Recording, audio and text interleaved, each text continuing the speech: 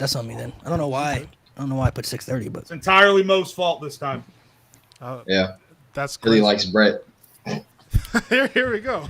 Sean, Mo is a Bret fan, and he gets slandered for it because He people was watching, Bret Hart matches, and those bitches go on forever. Bret fan is a reach, but they're good matches. They're good matches. They're good matches. There's nothing I like more. There's nothing I like more than a Bret fan, other than a Goldberg hater. So I'm assuming you're both. No, I like Goldberg. Oh, well, I actually like Goldberg more than Bret. You shouldn't. Yeah. I actually like Goldberg now more than Bret because Bret's a bitch, bro. I always have. Oh, okay, there you go. All right. It's over 20 years, bro. He said sorry, bro. Like, what else do you want this man to say? He took him clean out the game. All right, let me chill. He took him clean out the game, bro. He did. Bro, hey, he knew it was coming. He knew it was coming. Goldberg told him to put his hand up. What's crazy? I don't know if you guys, before we start, have you guys seen the documentary, Who Killed WCW? I was about to start watching it today. The crazy part to me, and this is honestly why, to me, because I've always liked Goldberg. I never disliked him, even though I always knew he wasn't the best wrestler. But when he had a match with Scott Hall and he messed up a spot and he asked Scott Hall, I said, "What are you doing?" And Goldberg said, "I don't know what I'm doing." They basically, without this man really even knowing what he's doing, they put him on TV first. And then he started to get really popular, and then they continued to push him, put the world title on him when he has no idea how to work matches. He still doesn't understand the psychology of wrestling. He still doesn't understand how to call spots. But this guy is being pushed as the world champion. So he doesn't fully know exactly what he's really doing yet working with these top guys. That's why all his matches were protected in squash matches, and then when he lost the championship, he got exposed because he was only very limited to do certain things. Like, he was only trained for like 5-10 minute matches because that's what they were presenting him as. And at that peak, that's all the fans really cared about and wanted to see because it was just working. It was so cool to see, you know what I mean? But then after he lost the belt, now you got to go out there and start having 15-minute matches, 20-minute matches without championships involved, and he didn't know what he was doing. Nobody was teaching him, like, hey, bro, like this. So Bret Hart was right to that fact when he said somebody should have taught this guy what he needs to know to be done because he didn't know anything. That's not really Bret being bitter. That's just him be like, bro, why is he out here? And he has the world title. He doesn't even know what he's doing. Imagine you being the world champion and not knowing still what you can do in the ring. Can't call a match. Can't lead a match. Can't be trusted to protect people in that aspect. Like, bro, WCW was insane, bro. Well, like, and that's why the whole thing, it's kind of ridiculous that documentary even exists, because the question is, what killed WCW? Vince Russo and Hulk Hogan killed WCW because they didn't care about the company. They cared about themselves. They're part of it. So there's a lot that goes into it. There's actually a lot of higher corporate up peoples too that were responsible as well. People in them suits and stuff. Well, yeah. They didn't care about wrestling at all. Yeah. There's also the fact that it was being ran on a network that really didn't have faith in a wrestling product in the first place and kind of acquired it begrudgingly. Yeah.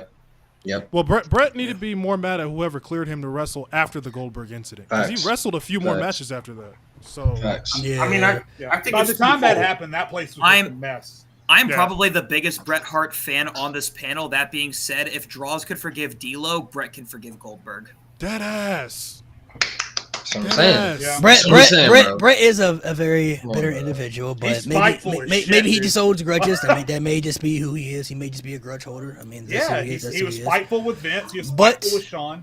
But I will say though, the whole Goldberg stuff though is crazy because the fact that they weren't even they still weren't even teaching him stuff when he was even the champion. Like, nobody pulled him aside and said, "Hey man, this is what you got to do." Like, he's just out there being the champion, bro. Doesn't even know what he's doing. Bro, they had a whole power plant. Like, what the like you had a whole what was that training for? facility. What was that? It was a performance center before the performance center. No, I'm saying, what were they using it for if they weren't training people, bro? Like bro, and that's Bret honestly relax, for Goldberg, that's a very scary position to be put in. Like, to have an aura behind the gimmick because of the entrance and everything, but going out there and not knowing what the fuck to do though, like, at all. That's crazy, like, bro. Not like have to rely on others, and then if others can't guide you, because sometimes what if they get hurt? What if they get injured? Then you got to be able to pick up the ball, and he doesn't even know. Like, that's a scary position to put him in. Bret need to understand, like, wrestling has, like, accidents happen, bro. Go ahead, Chuck. He didn't mean to do it. I mean, there comes a point though you have to take some accountability. Now, I understand that Goldberg apologized for what he did to Bret Hart. If you guys want to say Bret Hart should forgive him, I'm not going to disagree with that. But there was also a great deal of discussion about the spear and how it was very apparent that Goldberg was not pulling up on the spear to the point where he wasn't hurting people every single week, every single night. Where's the accountability in that? I understand, okay, you kicked him in the head. First of all, there's a couple of things. I'm gonna be very brief, but I just hope you guys can understand what I'm saying. A, yes, he did tell him to look out for the kick. That didn't mean that Bret tabulated in his own mind that he still was going to kick me in the head as hard as he possibly could. Look out for the kick. Look out for the clothesline. Look out for the drop kick. Look out for the body slam, whatever the case may be. That doesn't mean I'm going to kick you as hard as I possibly can in the head. Let's put that to the side. Cool. But now, the spear, it was clear you're hurting people every single week. This is not supposed to be what you did with the Atlanta Falcons. So there's a frustration that it goes far beyond just what happened with the super kick. It also plays it too. Goldberg, he hurt himself a lot too with the spear, like missing the spear, headbutting doors before he gets to matches, and already concussing himself. Like he took it way too serious. You know what I'm saying? Like he took it way to the extreme that it needed to be. Because the spear was great, but he was like legitimately like he's spearing people. Like but no I think he told no one fucking told him how to pull back. Like, yeah, what he told DDP when he had his match against DDP. Something. Give him a lot of leeway, bro. Yeah, as far as nobody teaching him how to. No, bro. Like, how are you, bro? I'm fucking. What is Goldberg? 260, 70 pounds of muscle. Probably about 2. He doesn't know how to control that. They're supposed to train you on how to control that. And I'm a huge DDP fan, but DDP wasn't even the best in-ring worker they had at the time, and he was doing everything he could to try and keep Goldberg from hurting somebody. I mean, you're not going to be the best wrestler in the world when you start wrestling at, the age of 35? Right, yeah. Case in point, I agree. But at the same time, saying that, okay, somebody should have taught him. I understand the point you're trying to make. Somebody should have taught him how to pull back. But you know what? At the end of the day, though, I played football. I know they teach you different methods and how to control your weight and do certain things. Okay, Goldberg made a mistake the first time, the 10th time, the 25th time. You're 170, air quote, 173-0. And you've hurt 173 people with your move. Let's take a little pride in what we're doing and get better. That's unfair. No, you're right. Not at all. They should have took him off TV, but again, they're fucking idiots. It goes which both is why ways. they're no longer around. It goes both ways because before we dive into the match he had with DDP, because Goldberg didn't know how to pull back from the spear.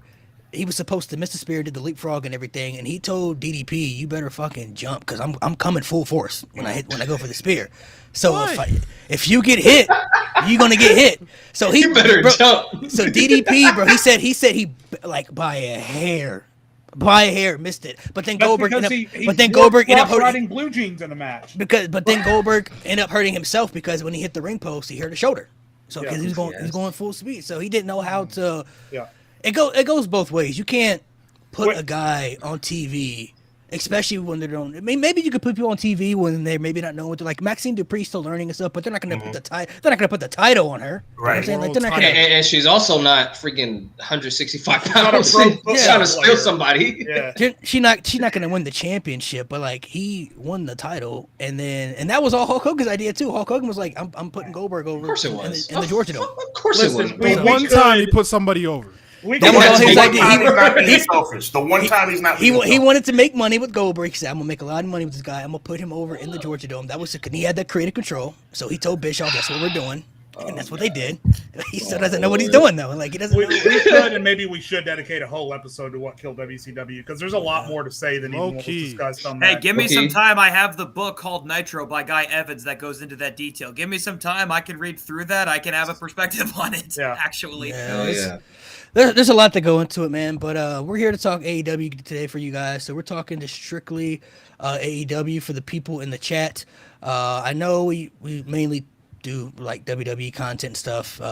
Not everybody watches everything outside of WWE on the panel, so we kind of want to make it fair because we don't want to dive into conversations about stuff that people are clueless about or not able to keep up with. But we were going to dedicate a whole episode to AEW, talking about the highs and the lows. There have been some social media clips throughout the last couple of weeks that we posted about the Will Ospreay stuff. Jey calling people marks, a variety of things that people are upset about, and they feel like we're not knowledgeable enough to speak on other stuff. So all right, we'll just do it. We'll do it. And by the way, this is a really hard week to do this because this has been a huge week in WWE. Fucking Joe Hendry, Fatu, the Wyatt family. Jesus Christ, it's been a big week in WWE. We're putting all that aside. All the Bloodline, all the Wyatt Six stuff. All that stuff with Joe Hendry coming up, we putting that all aside just for this AEW show. Drew McIntyre putting CM Punk in his fucking place. Sorry. Excuse me. You know you were happy. Excuse me. I believe in Drew McIntyre. Me and Jade forever gonna have this beef, bro. We forever gonna have this beef. I believe in Drew McIntyre. Okay. I can't wait for that match because hold on. Why Jade got vocals? When that match happens, I can't wait for it because Jade's either going to come on here. Jade's either going to come on here extremely happy or extremely disappointed, and I can't wait. He's going to be disappointed. He's going to be disappointed. Because either I hope you're disappointed so you can invite me on and I can be the opposite side, and then Jade and I will just be ops forever and just make TikToks stitching each other back and forth about how much we fucking hate each other over our feelings about CM Punk. All right, so everybody here has been watching AEW from the beginning, right? We all followed AEW from the start. What I want to start off with and say, we'll start from the beginning. So all of us been watching wrestling for quite some time, especially WWE in periods of times. Some of us may have fallen off at times, gotten back into it, but we were all watching around this time too. We all know how terrible 2019 was for WWE. It's one of the worst years they've ever had. It was very, very hard to watch. But besides NXT was still fun. But if you weren't watching NXT and you were just watching Raw and SmackDown or the PLEs, I mean, you were struggling a bit. This is the same year that you had Goldberg versus Taker. You had the Fiend, Seth Rollins, Hell in a Cell match, Brock Lesnar stealing Money in the Bank, the Bobby Lashley and Lana wedding, Roman Reigns getting dog food dumped on him. Like, so many things happened that year that were just like so bad. But there was a breath of fresh air when we found out there was going to be this new company coming out called AEW. Now, we knew who the Bucks were. Kenny, obviously Cody from WWE. When they got Jericho that same night, I think people kind of took it serious, like, "Whoa, this Chris Jericho's going here. This is something we definitely gotta check out here." It was a breath of fresh air to see this new company come around because it was much needed at the time because of how bad the main roster's product was for WWE. Even though they were still making their millions and they were still lying in these promos, promising change and not giving us change, you know what I'm saying? They were still going to make their money because they were still going to have their loyal fans who watched no matter what. The alternative to that was AEW, and there was a lot of people at the time, like, the way AEW's roster is right now, that was WWE's roster at one point. They were paying people more money just to pretty much stay in the back and not do anything. And they had so many people just sitting in the back that had so much to offer, but they had nothing for them. So AEW comes around. They're able to get an Andrade and you know, Malachi Black, and they're able to get all these people to come over there, and it was an exciting time. So the first 2 years for AEW, 2019 and 2021, to me, were the most exciting years, I think, for me. I think those were the best years. Even during the pandemic stuff, it was still great. You know, when they had to lose their fans and they had to move over to Florida and do their stuff over there. But I want to ask you guys, how did you feel when the announcement of AEW happened at first, like the press conference, and you realized, because a lot of people said it was going to be another WCW. Some people said it was going to take over WWE. Some people had their own crazy opinions about it. But did you look at it as this is good competition, or were you just excited that this could be another wrestling company that I could watch because of how terrible WWE has been to keep up with, and you needed something different because nothing was going to change over there? Whoever wants to go first. Yeah, I'll go. But from the beginning, I knew, and I still always know, AEW is never going to be bigger than WWE. That's just a fact of life. I mean, death, taxes, and WWE is always going to be the biggest wrestling company in the world. Those are 3 guarantees in life. But it was a breath of fresh air. I was more excited because I said, okay, great. Now WWE has somebody to push them and to be more creative and to keep those fans. I was more excited, hoping there would be change in WWE finally, with also there being another company that I could watch, because I wasn't watching Impact at the time. No one was really talking about Impact. I was watching MLW, but MLW's like so small, like it ain't gonna get on the level of WWE anywhere close. So I was just excited for, like, hoping for more change, which it took Triple H taking over for the actual change to happen. But it was kind of both. I was excited to see a change in the wrestling industry, but I was also like hoping that WWE would get better, which took some time, but yeah. I'll go next then, since I'm probably the biggest AEW fan on this panel right now. I was literally in the same boat as everybody else, where I was just so happy that there was going to be an alternative professional wrestling company on cable in North America that wasn't being run by Vince McMahon, and I think we all had our reasons to not want to suffer through, for lack of better words, Vince creative at the time, especially with it debuting in the same year that a lot of people consider to be one of WWE's worst. I do have some thoughts about it in hindsight, though, because as much as I did love and support AEW as a company and a vast majority of what they were doing during 2019 when they started in October of that year, and even during the pandemic era, I not by any means would say that that is a perfect era. I would not say that it was a perfect product. There's no such thing as a perfect product. I would not say that it's even like a peak of any kind. It was a honeymoon phase. We were just glad that there was something else, and we supported that thing. And I'm not even going to say our support of that thing was like invalid for any reason, because if you liked what you watched during that time, you liked it. I liked it. I wouldn't fault myself for liking it. I wouldn't fault anybody else for liking it. Yeah. But it is clear in hindsight that that was a honeymoon period, because it's not the best thing they've ever done, because I would say the best work they ever did was in that latter half of 2021 when they finally did get out of Daly's place. But if we're just talking about how we felt during that time, I would say I was glad it existed. I wouldn't call it perfect, but it didn't need to be for the time. I wasn't on TikTok yet when this happened. I was still a little over a year away from joining TikTok when AEW debuted, but I was on wrestling Twitter and I was in certain Facebook groups. And I just remember in the lead up to the debut of AEW Dynamite, seeing people, because again, we've already talked about how WWE was in such a frail state at the time. Yeah. And based on that, and based on the hype that AEW had, I distinctly remember a large camp of people online that said, oh, this is the start of it. This is the start of the death knell. Everything's going downhill from here. At that exact same time, literally 48 hours later, SmackDown was debuting on Fox with the highest paid TV deal of all time, starting with Fox. So the fact that people at that time were saying that AEW was the start of the death knell for WWE was just out of this world ridiculous. I never once thought that. Now, I have a bad reputation online about my relationship with AEW. We'll talk more about that. So do I, but for the opposite reason. Right.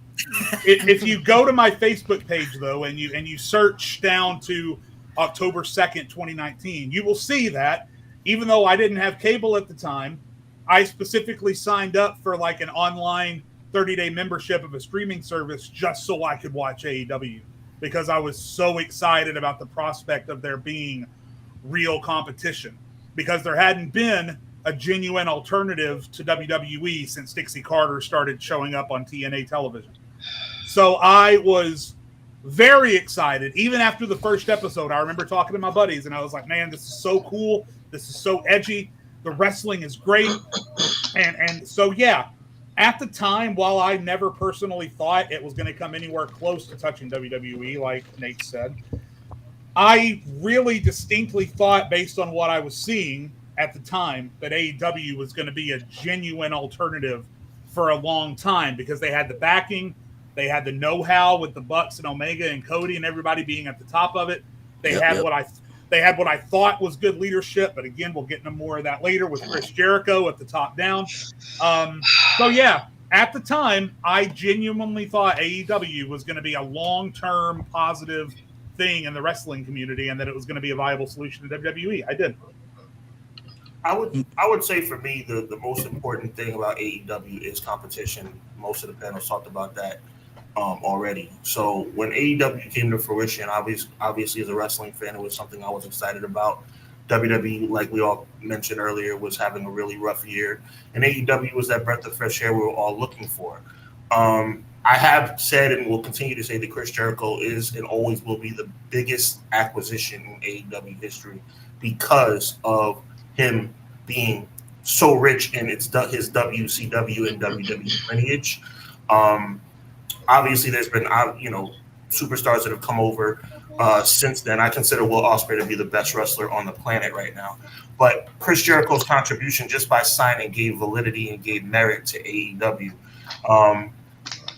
Has it played out as well as I would have liked it to?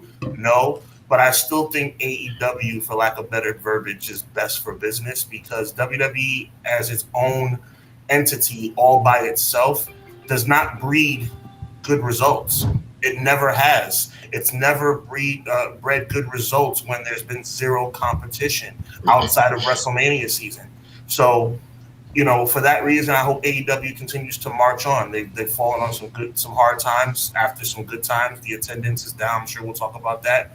But for me, outside of people putting up videos of the attendance on TikTok, if people just put their phones away and just enjoy the show, I don't think we'd have these issues. That's another thing we can talk about a little bit later. But AEW, in its existence, is making the world of professional wrestling a better place. 1,000%. My thing with WWE at that time was just, like I said, ass. Terrible. Some of the worst stuff. But I came up as a kid that didn't want to watch anything else. Like, the only reason I gave Impact a chance was because Jeff Hardy, who's my favorite wrestler of all time, was over there. But then I gave All In a chance after hearing that they sold out in, 30 minutes? Yeah. And I loved that show. Insane. I thought it was amazing. So to hear that the guys that were running that show that I was already aware of were going to run a wrestling company called All Elite Wrestling, I was like, all right, bet. And then, like y'all said, Chris Jericho gets signed. I'm like, oh, this is going to be huge. And like Double or Nothing, having seen one of my favorite wrestlers at the time, and still, to be honest, John Moxley come out, I was like, oh, this is some real shit. And I don't know, like, I'm just glad that we can see a place where guys who aren't given that opportunity on that big WWE stage can actually shine. You know what I'm saying? And it was cool. Like, Nate bringing out that hoodie is crazy because I remember going to, this was before Double or Nothing 2019. I remember going to a McDonald's and I just see a random guy in an AEW hoodie and I'm like, holy shit. I don't see, in Denver, I don't see people repping wrestling like that. So to see that, I actually got in depth with this guy having conversations, and it really built my hype personally. And AEW at their peak, legit, I think their best show rivals and can arguably be better than WWE's best ever show in my opinion. Yeah, I mean, they had I think a lot of people wanted other agendas because WWE would lack in storytelling, or they would just make bad decisions in matches that didn't make sense, like far as booking wise. So when AEW comes around, off the rip, when you sign Jericho, that, like Sean said, could be the biggest signing they've ever had, because signing Jericho brings not only more eyes, but that also could intrigue superstars like, oh, they got Chris Jericho over there. Like, okay. And Chris Jericho has gone on record before and said that he would never work for another company other than WWE, even when he went to New Japan. But then he met the Bucks, he met Kenny, he started working with those guys, and he realized there's so much creative freedom here that you just don't have in WWE. And he was so used to the WWE system for so long, where you have to get things approved by Vince and everything, and then they get shot down, and you got to figure, it's a lot that goes on within that system. Well, here, there's a lot of creative freedom here. And at this stage, Jericho is able to, in his mind, be the type of person that he wants to be, because I do know that he said that if he went back to WWE, he probably would have had to do the list again and stuff, and he didn't want to do that anymore. Like, he already did the list, he did that thing. You have me come back to do it all over again. It'll be cool, but I think he more so likes to keep reinventing himself, not to go back to certain things that he once did. You know what I mean? So it really was a breath of fresh air when they brought the whole company around. And for me, I don't know about you guys, but the match that really stuck out to me, where I really, really felt this was going to be special, was Cody versus Dustin. When I saw that match, bro. Yes. That was like real cinema, great storytelling match. Not even just Cody coming out with the sledgehammer on the throne. I'm talking about the interaction between, because that match, they pushed for that match in WWE and they were told it would never work. So the fact that they put it on an AEW pay-per-view, that's still, to me, one of the top 10 best pay-per-view matches AEW's had. Just from pure storytelling, all around, the emotion involved in it. Like, it was a phenomenal masterpiece. And after I saw that match, that's when I knew, like, this company is going to be something, man. They're going to be something because they're already proven they can have good matches, good stories. They obviously got the star power. They're only going to continue to bring in more people who can bring more value to it. This company's going to be headed in the right direction. That was the match that really, at least in my mind, when I was envisioning stuff like this is the match right here that I could think of that really made me an AEW believer. Like, if I hadn't been a believer before that, after seeing that match, then for sure, no doubt about it. For me, it wasn't even a match. I mean, and we can go a round table about this real quick. For me, the moment that made me really pay attention and be like, okay, shit, like something real is happening here was Jon Moxley's debut. Not even a match that he had.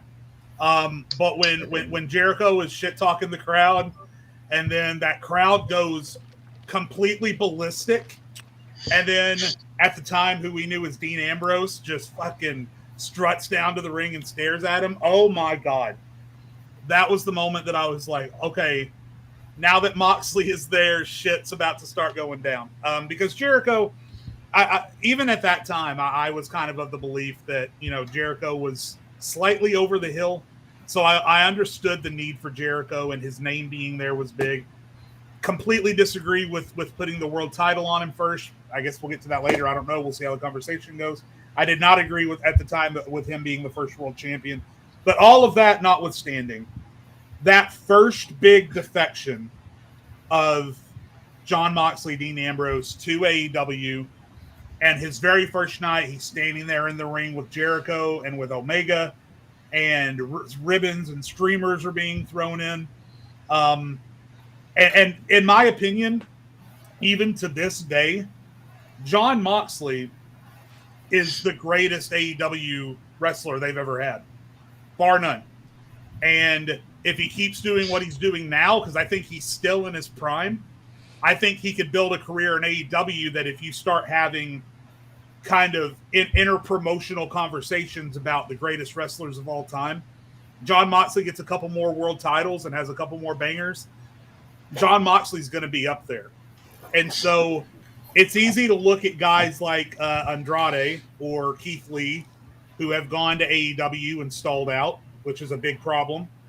But the first big defection, Jon Moxley, completely rejuvenated his career. And that moment when he first debuted was that moment where I sat back and said, oh shit, this is happening, and this is real, and this is going to be really good.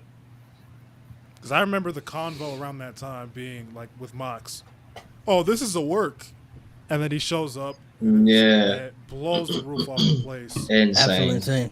Well, the reason why everybody thought that Moxley or Dean Ambrose leaving the company in the first place was a work is because the company made it a storyline and announced it to the world. Because even though we couldn't confirm for a fact that he really was leaving and just letting his contract ran out, they were telling us that he was. And, that was very rare. They don't do that. They don't do that. Yeah, and because that's not something they ever do, of course, in a WWE setting, if something that dramatic is incorporated into a storyline, you're going to take it with at least a pinch of salt. And I was expecting any day at the end of his career, I was expecting any day towards the end of his tenure with WWE for Braun Strowman to come out and put him through 10 tables. And then Moxley was going to go out on his back.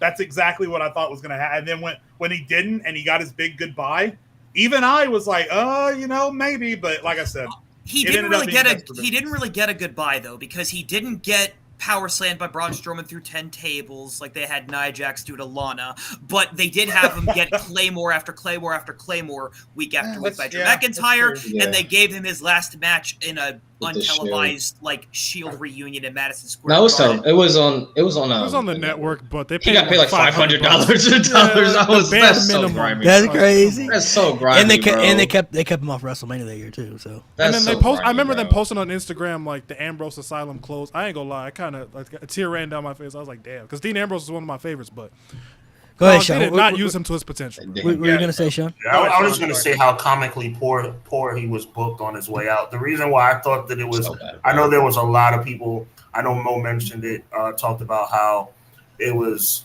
talked about to be a work, and I heard those rumors too. But to me, I did not think it was a work because I was like, the way they're booking this guy, this Nia Jax interaction and all the stuff going on with Drew, Sheamus or whatever the situation was. No, it was Drew. Yeah, it's true. It got to a point where it's like, okay, this guy better be leaving. The way they're treating him, he better be leaving because there's no coming back from this. If he's on Raw 2 months from now, how can you come back from getting slapped around by Nia Jax? I mean, and the ambulance thing and turning heel for no apparent reason and about 87 different Shield shots. It was like, give me a break. Like, that's the reason why I thought it was definitely legitimate because he was being booked so poorly that there was no way that I can see them doing a 180 and him actually remaining with the company. I've always disliked that taste too of how it's only certain wrestlers that get that certain treatment. Some wrestlers who are valued enough can walk away peacefully and they want to keep good relationships. They want to keep good relationships with those people because they're valuable. So okay, Daniel Bryan comes back. Yeah, Daniel Bryan, welcome back. But like how you saw how they did the Ricochet. This man got thrown, did a whole concrete bump too. Got slammed on the on the damn car. Like, but that's how sorry people go out though. They're gonna go out sorry like that. They're not gonna be able to go out like a Daniel Bryan. Like those people that they're not really caring about. Like, we'll see if you come back. If you want to come back, you can come back. If you don't want to come back, don't worry about it. But everybody, I don't think it's never been fair that everybody doesn't get that type of treatment. You know what I mean? Like certain wrestlers, obviously with higher value names, are able to be able to do what they want. And I guarantee you, like, if Brock ever comes back, whenever he decides he's done, he's gonna go out the way he wants to go out. You know what I mean? Yeah. Like they're not gonna have him get thrown around by Nia Jax. That ain't happening. I'm saying so. I don't care if you get killed on your way out. It's just the build up to you getting killed. Like Ricochet was fine on his way out. Like he looked good and he just died. Like that was it. Like. But like Dean Ambrose, they did, and like the Revival, like they did them dirty. Like I don't like when they make had Bobby Lashley talk about his wife and then put him through a table, and that was his last Raw. Like, are you kidding egregious, me? Bro? Egregious. Bro. Yeah, that was. But you can always tell when WWE has a little axe to grind. You can tell when WWE doesn't like when somebody's on there. Like, okay, you know what? If we're leaving on good terms, okay, we had a conversation. We both agree that you should leave. Maybe it's better horizons. Come back and see us in 5 years.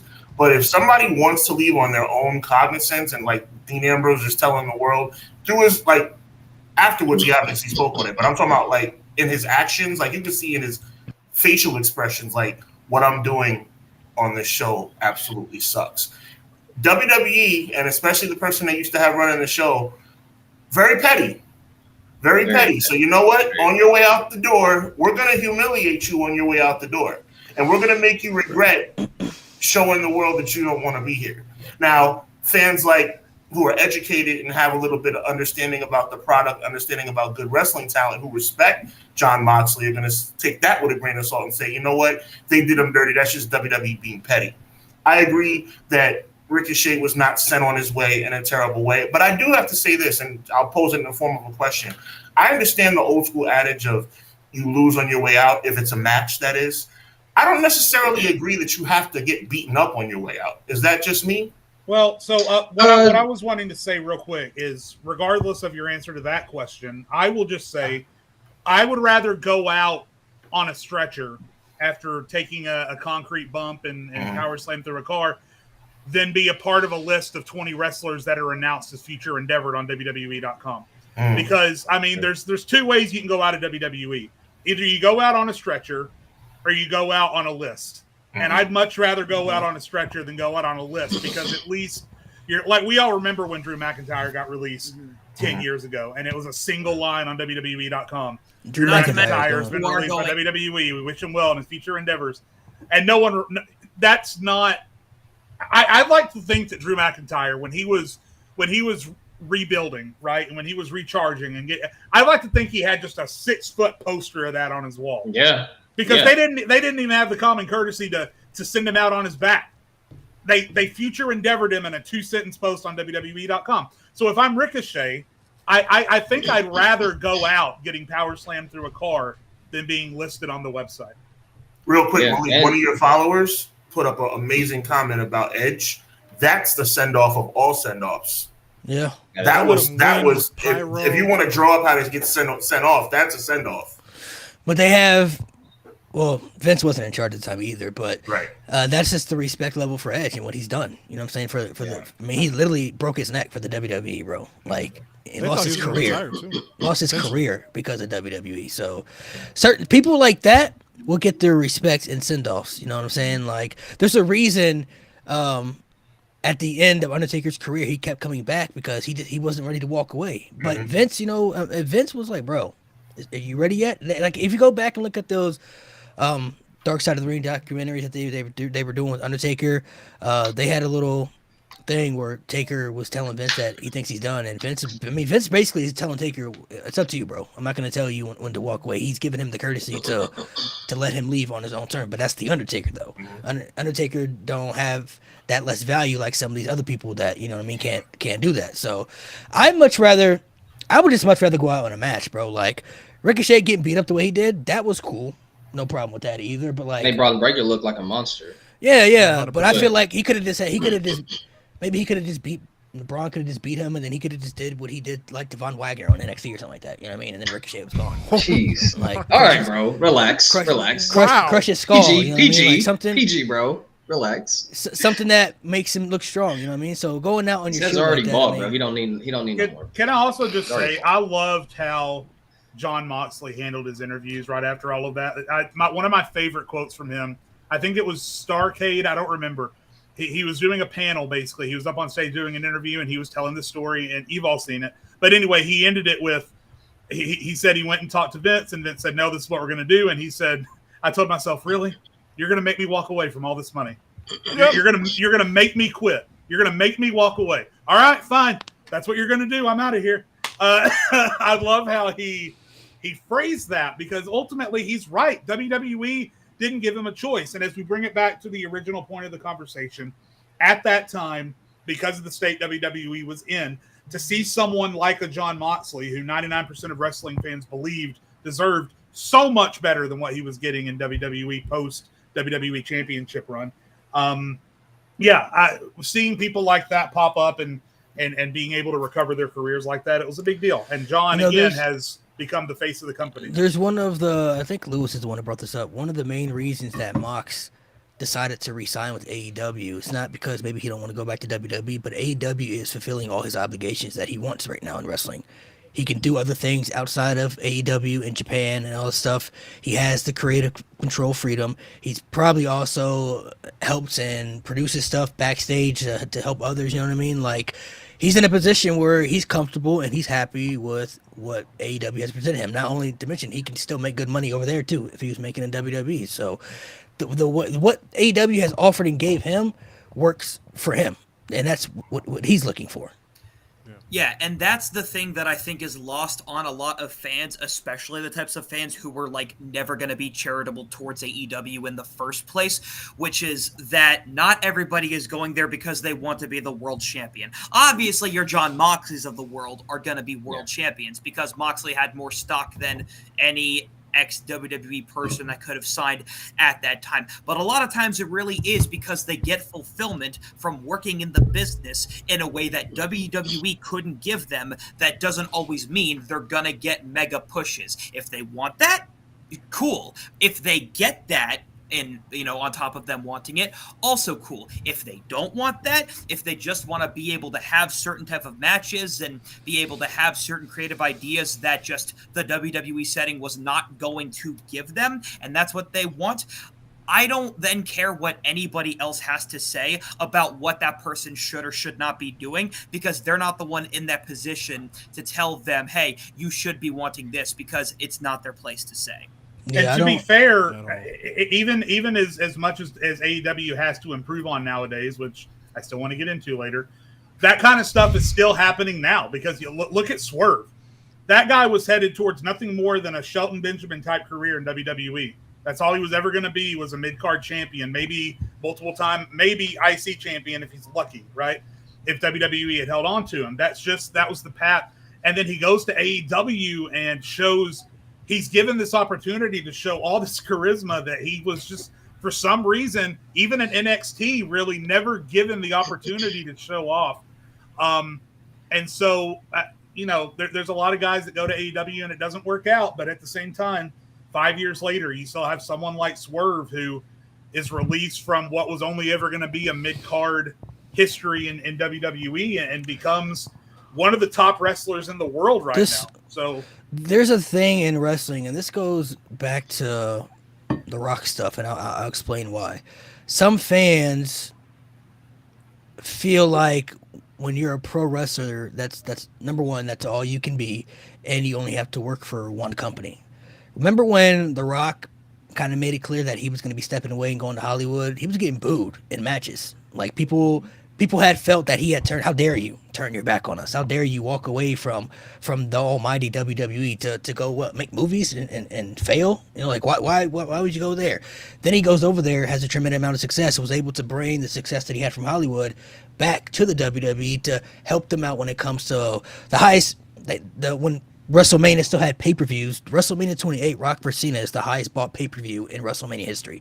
Broke all types of records and all types of numbers. That doesn't happen without The Rock going to Hollywood and having that name value. They broke records this year for WrestleMania because The Rock's name was on it. They're probably going to do it next year because The Rock's name is on it. So there are certain fans in this tribalism that are Team AEW or Team WWE and feel like you can't enjoy both. I have people in my comment sections all the time telling me, man, I can't wait to see Sasha Banks back in WWE. I really miss seeing her wrestle. She's in AEW. You can go watch her in AEW. She's exactly the same. She's the same character she was in WWE, just with a different name, a different wig, and a different nickname. Title. That's basically it. She's exactly the same. You could still watch her. If you like her that enough, you can still go watch her in this other company. You don't have to feel like you're giving up or betraying another company. Wrestling is a freedom.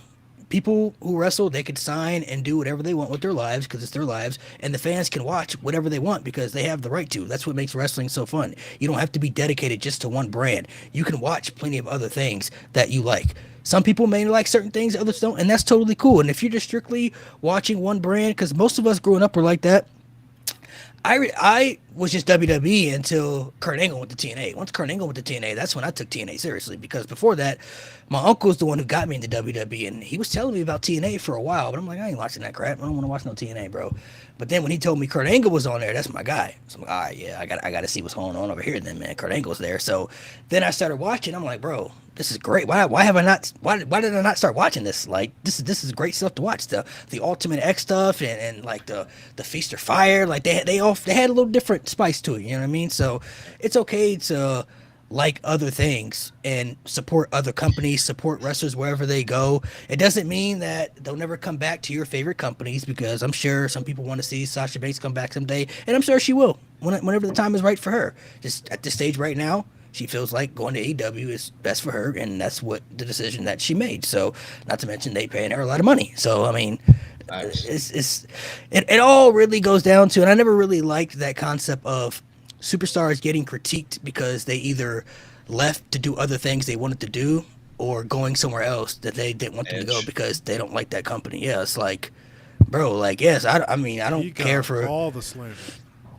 Bro, it's like, bro, it got so bad he had to come out and tell people to chill out. Like, it was yeah, and it's like, it's not that serious, bro. Like, he's a grown ass man, bro. Like, he can make any decisions. He got a whole family, bro. Yeah, like, I think people forget that these wrestlers are human beings at the end of the day. Like, that's the main. Yeah. I think that's one of the main reasons too. It's like, bro, like, Edge has done a lot of stuff in WWE. He can stay in WWE and do a lot of stuff, but he's already made it clear he wants to do stuff with Christian, and Christian's in AEW. So he want to do, like, that's his best friend, bro. Like, they want to do something together. So everybody I think everybody got to chill out on the whole tribalism stuff of not supporting other companies. It's okay for you to like just one company, but if you're going to like one company and then trash the other company when you don't even watch, then you don't have any right to speak because you don't even watch it. So how do you know what's going on? How do you know it's bad if you haven't even seen it? There's no validity to an opinion. It's not even an opinion. You're just being a hater. Yeah, it's like, now if you can acknowledge you're a hater, then I mean, I can't. If you a hater, then say you a hater. Yeah, you're a hater. You're a hater. See, that's what I do. If you say you a hater, then say you a hater. But like that's like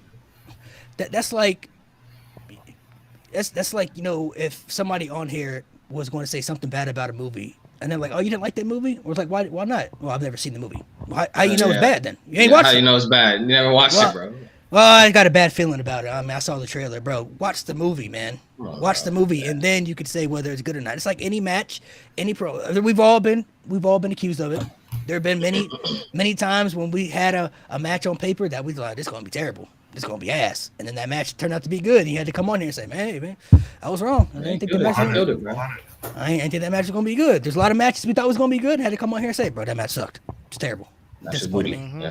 Like, yeah, it happens with every aspect. So the whole tribalism stuff really bothers me, but it'll always be there in wrestling, especially with AEW out there. And I think there were a lot of fans at the peak of AEW, especially WWE fans, that were getting a little salty because AEW was starting to progress. And like the first 2 years, AEW was better than WWE to me.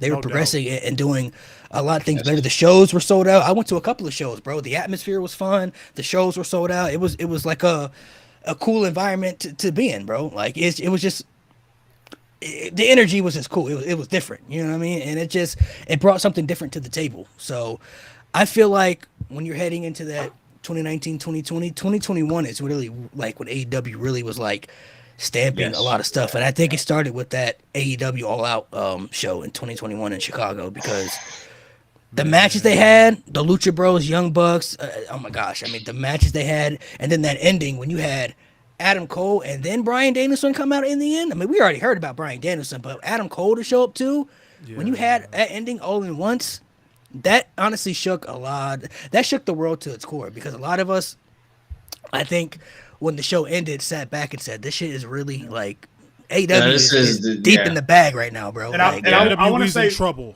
I want to say one thing about WWE really quick, because I think it's important when we're talking about AEW and their, because again, you're right. 2021 was huge for AEW because 2021 was the year that CM Punk came back to. Am I right? Or was that the next year? Yeah, right. That was the same show. Now, obviously, it didn't work out. We all know that, and I'm sorry to smile, but it didn't work out. My point is, I think WWE. Again, I said at the beginning, and I maintain, AEW was never going to take down WWE. That's not what I'm trying to say. But at a time when AEW was doing all this stuff to make all, because even I posted a TikTok video after All Out, and I was like, guys, this felt like a big deal. Like, this felt game-changing. This felt direction-shifting. So anyway, what I was going to say about WWE is that when AEW is doing all this big stuff, bringing all these guys in, making all these people happy, I honestly think that WWE is very, very lucky that the Bloodline stuff caught fire when it did. Because I think the Bloodline stuff was the only thing, literally the only thing that made people, even if they were fully attentive to AEW over here, kind of like, what's going on? Bloodline? Roman Reigns? I would say SmackDown as a whole. SmackDown was but SmackDown got better as a result of Roman Reigns and the Bloodline. Yeah. No, it's literally because of the Bloodline. But you guys are right. AEW 2021 was when, like, it started in 2019. It got bigger and bigger. The COVID kind of leveled everything out, but then once the crowds came back, it started elevating again. Now, again, everything sort of fell off a cliff when everything with CM Punk happened, but for that period of time, AEW was, by and large, the best wrestling promotion in the world. And I fully admit that. As much shit at the time. At the time, I was only giving shit to the camp that Malik is talking about, the AEW tribals. I loved pissing off the AEW tribals. It was part of my job. That's the only part of AEW that I hated. But if you had asked me in private what is the best wrestling promotion in the world, I would have freely said AEW, because they were killing it. They were I remember All Out specifically. I went to watch it at a friend's house. It was me, him, and one of his friends I never met, bro. And I specifically remember that Lucha Bros Young Bucks match. We're boys, so we're talking during every match. But like 10 minutes in, we just kind of got serious. We're like, oh, okay, this is actually like starting to pick up, bro. That match, that's probably the best tag team match I've seen live in my life, bro. That shit was insane. That was so good. That's one of the best matches I've ever seen live in person, like in real time. the emotion, the thumbtacks on the boots, the ending, the blood, and then there was a sign I remember after the match that my friend saw, and it was so perfect. It said, "This is why I love professional wrestling." Fucking incredible. That entire show was incredible. Like that ending, we recorded because we knew Adam Cole was coming. We knew Adam Cole was coming. Like I was all right, Adam Cole, because like Kenny Omega, they killed him off in the Elite and shit like that. And so we put on our phones, and then he came out. I still got the video on my phone. It was all crazy. And then we put our phones up, and then Daniel Bryan came out. And one of our friends left. He went to vape or some shit. And then so he came back. And we were like, dude, come back, bro. Daniel Bryan's here. And bro, that shit was so hype. Like that feeling, bro. Like that was a feeling WWE was not giving us. Like obviously we got it with the Bloodline stuff, like WrestleMania Night 2.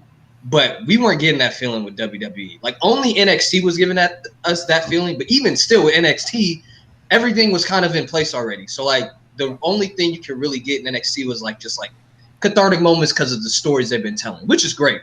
But plus, AEW they were shifting to 2.0. NXT was completely changing. Yeah.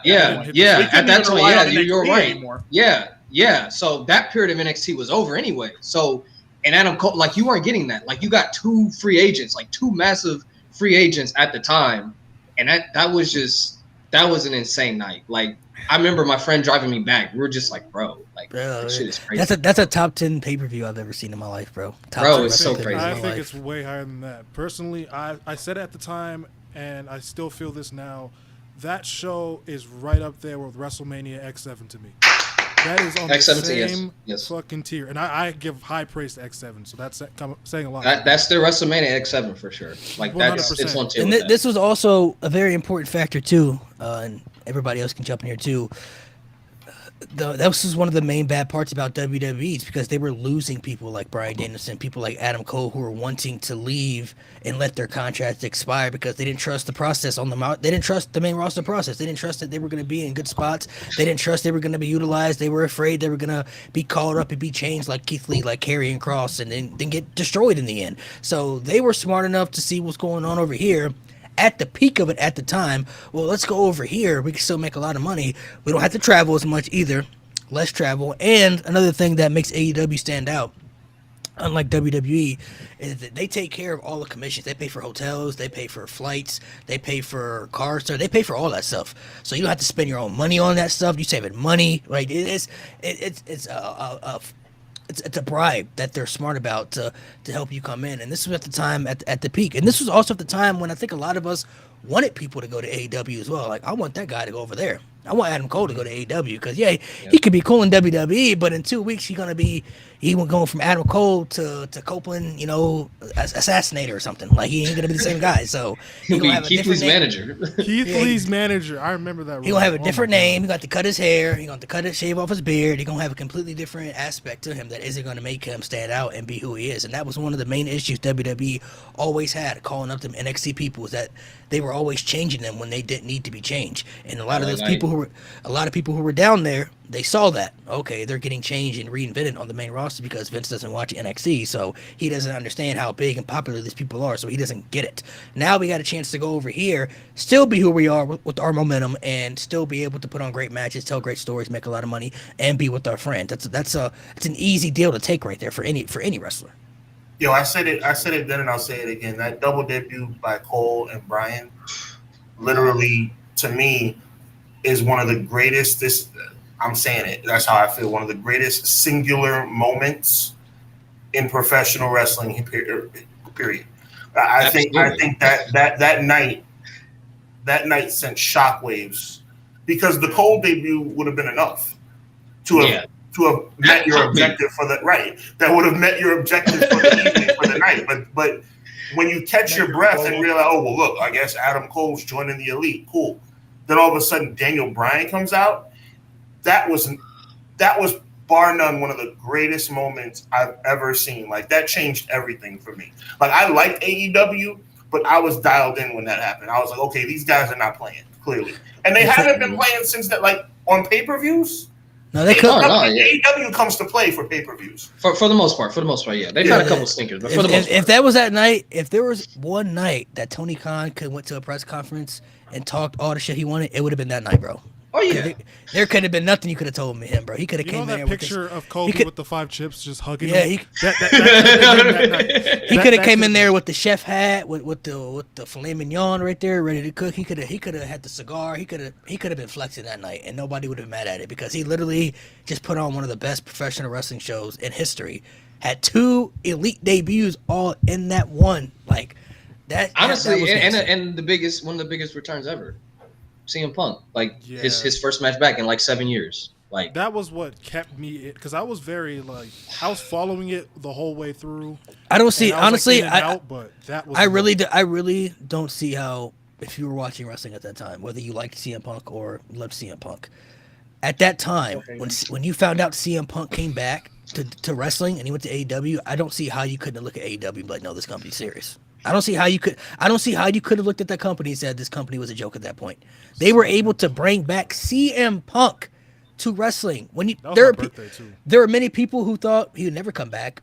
They especially thought he'd never go back to WWE either. So at that time, I mean, the fact that they were able to bring him back at that time frame, like if you were watching around that time and you still didn't believe that AEW was serious, I don't see how at that point.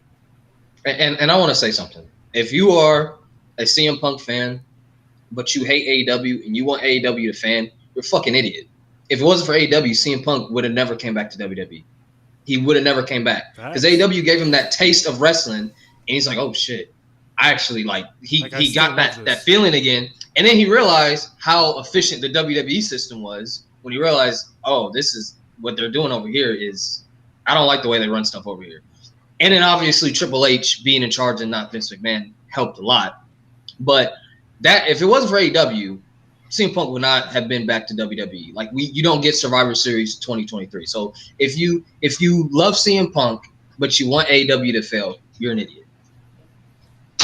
If you love pro wrestling and you want AEW to fail, you're an idiot. You're an idiot. You're an idiot. Yeah. Regardless. That's facts too. Yeah. Yeah, no, that's true. Yeah, no, I do agree with that general statement of how if you just want like anything to fail or anyone to fail or any promotion to fail, then you're kind of like entering into a territory where I would say your wrestling fan card should be revoked because you shouldn't be a fan of something, but then also just want something to like your cancer. Go. Yeah, you're being a cancer, and you don't treat cancer by being nice to it and having a sit down conversation with it, like. Which is why I never fully got behind the idea that I've seen some people throw out of tribalism somehow being a good thing in wrestling and how it's okay to have some of these people who will just say that AEW is WCW 2.0, that all AEW is just people doing their triple indie bullshit and there's no storytelling to the moves, which I could go on about how like 99% of the people who say that there's no story or ring psychology have never actually like laced a pair of boots or taken a bump in their life. So who are they to say that they know anything about that? But that's a whole nother tangent. Ouch. It's just, and I mean, and they only watch one product, but yeah, go on. No, you're absolutely right. No, yeah, not to mention they only watch one thing too. And that is the reason why my personal criticisms that I have about the AEW product don't revolve around things that I wouldn't really have a say in like that. Because the worst types of wrestling fans will make those arguments when they have no room to. So the shit that I say that I do and do not like about AEW comes from how I, as a viewer, personally like or don't like decisions that they're making, and that's how I leave it. That's how I've grown to leave it. Because if you would have asked like 2020, shaved head Smith, who was going in on people for literally no reason other than it was a wrestling opinion he disagreed with, he would have probably tried to make those kinds of arguments, and I'd slap the shit out of my old self for doing that. But with time, you grow and you learn, hey, tribalism is really stupid.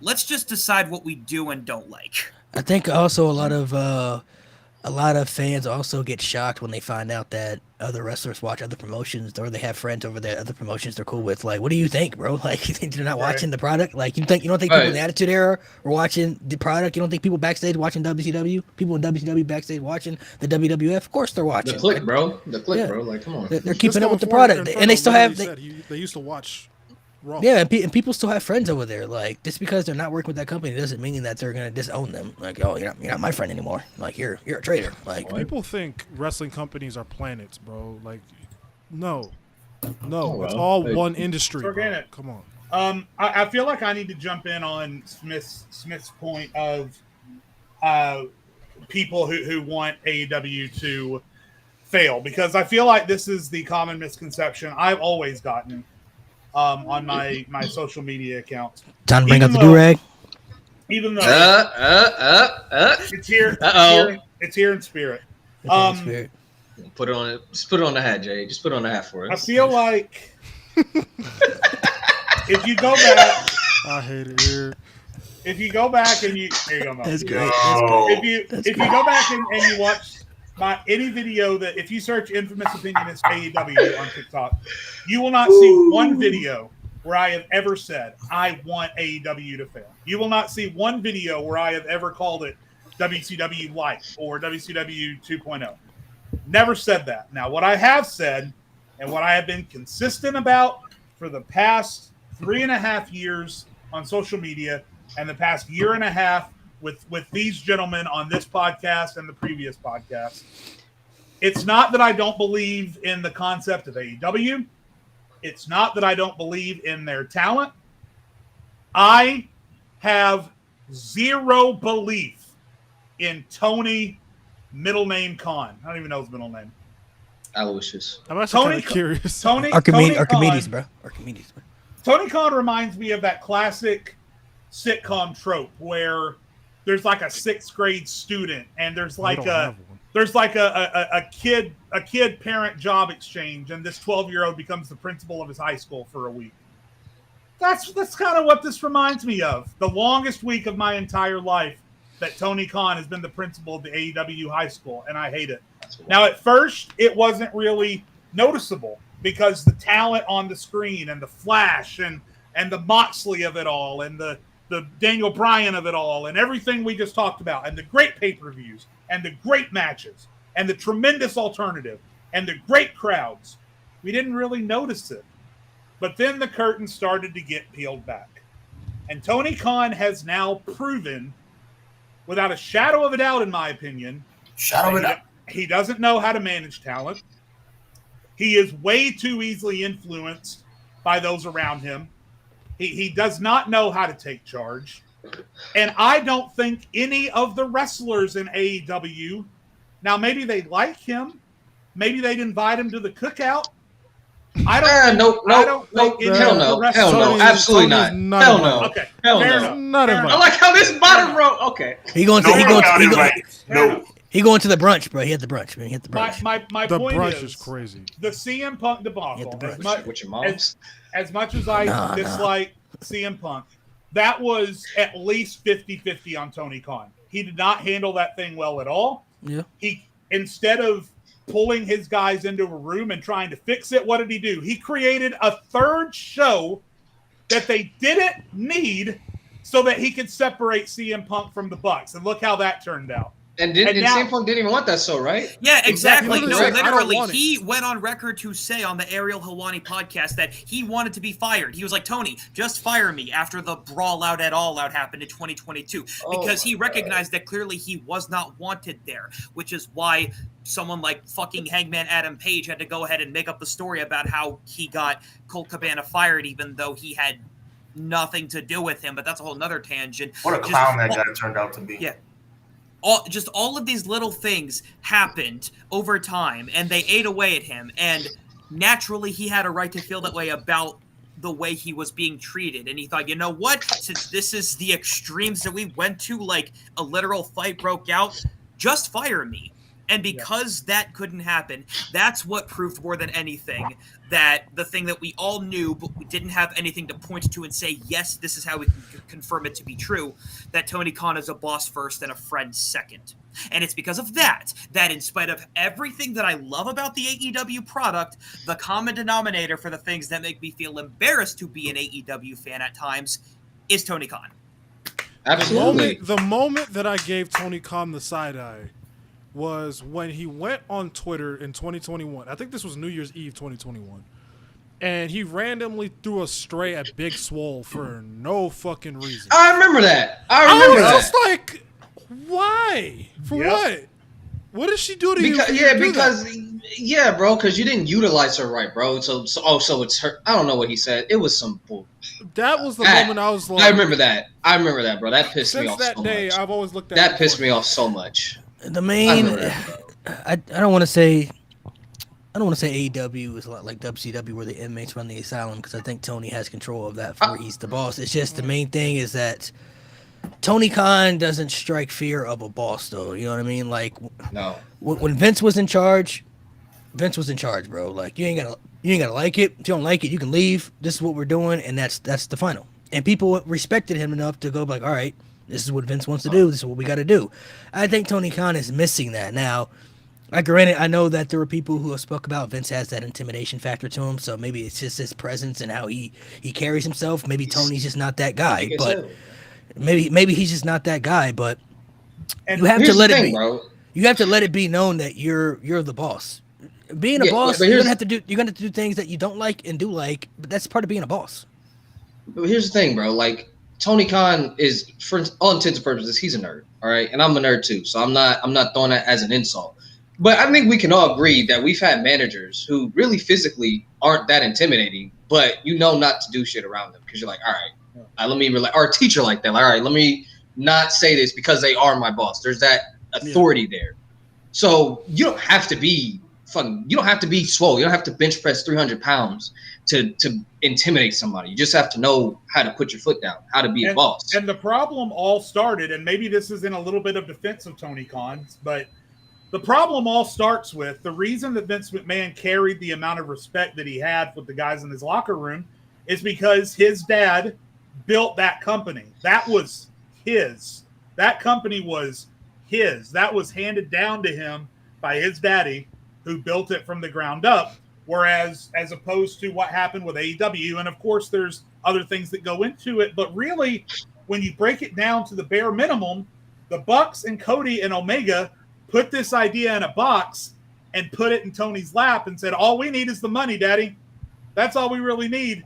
And Tony threw the money at it. And granted, Tony Khan is one of the reasons AEW exists, and we can't take that away from him. He didn't have to do that.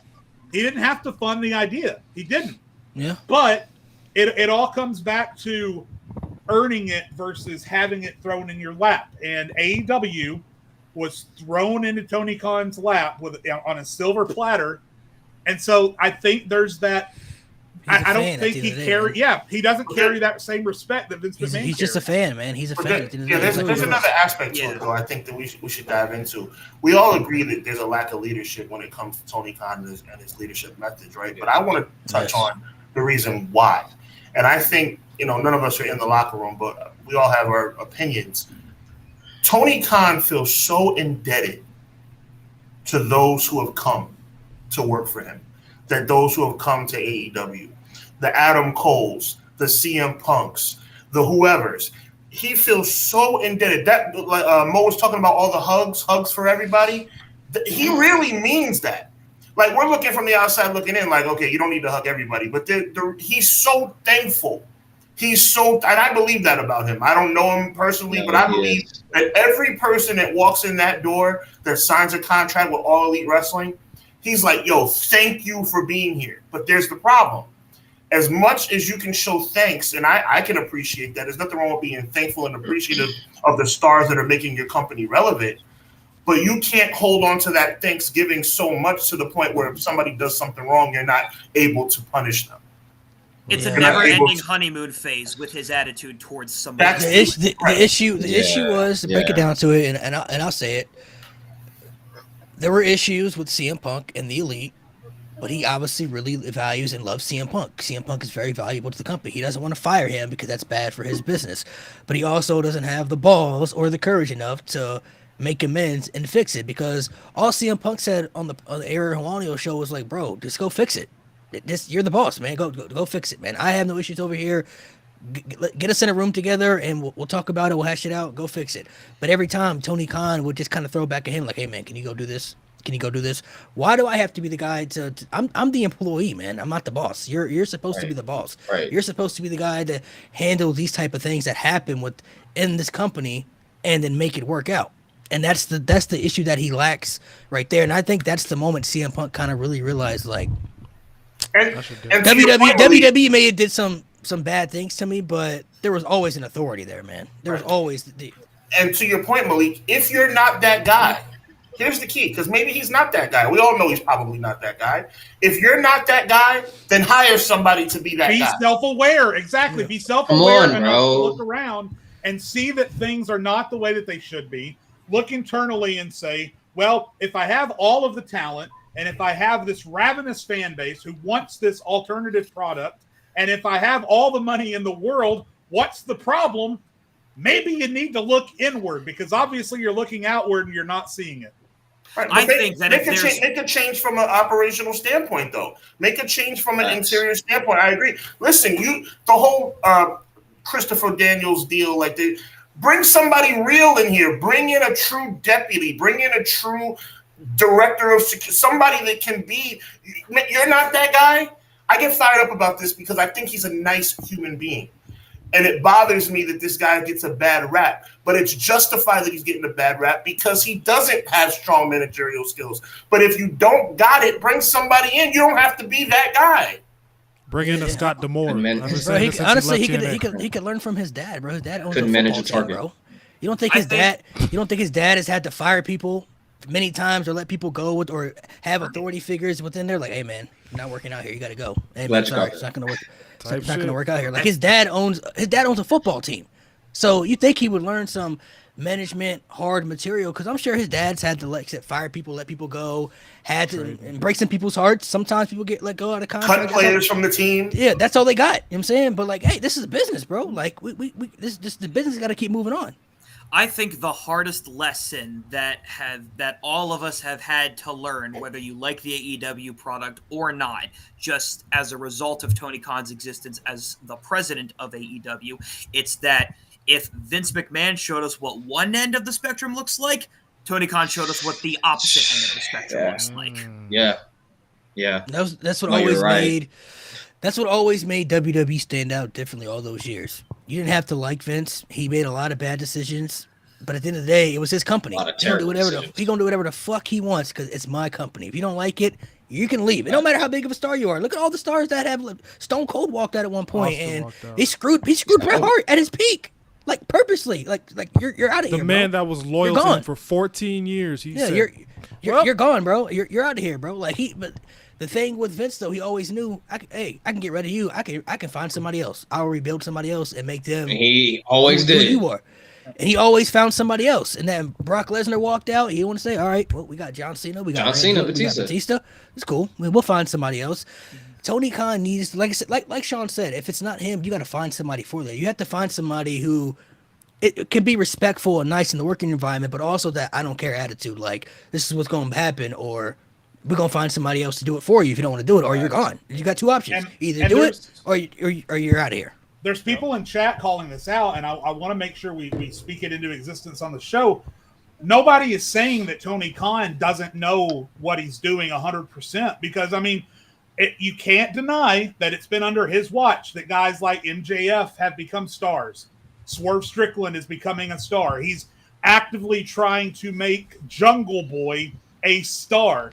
The Brody Lee tribute show comes to mind as something that was handled just so extraordinarily well. So there's obviously a part of Tony Khan that understands the wrestling business, but like it really, Sean hit the nail on the head at this point with Tony Khan. And I know this sounds boring as shit, but there's really no other way to say it. It's a HR issue at this point. You got to get someone else in there that can manage the talent backstage. That's it.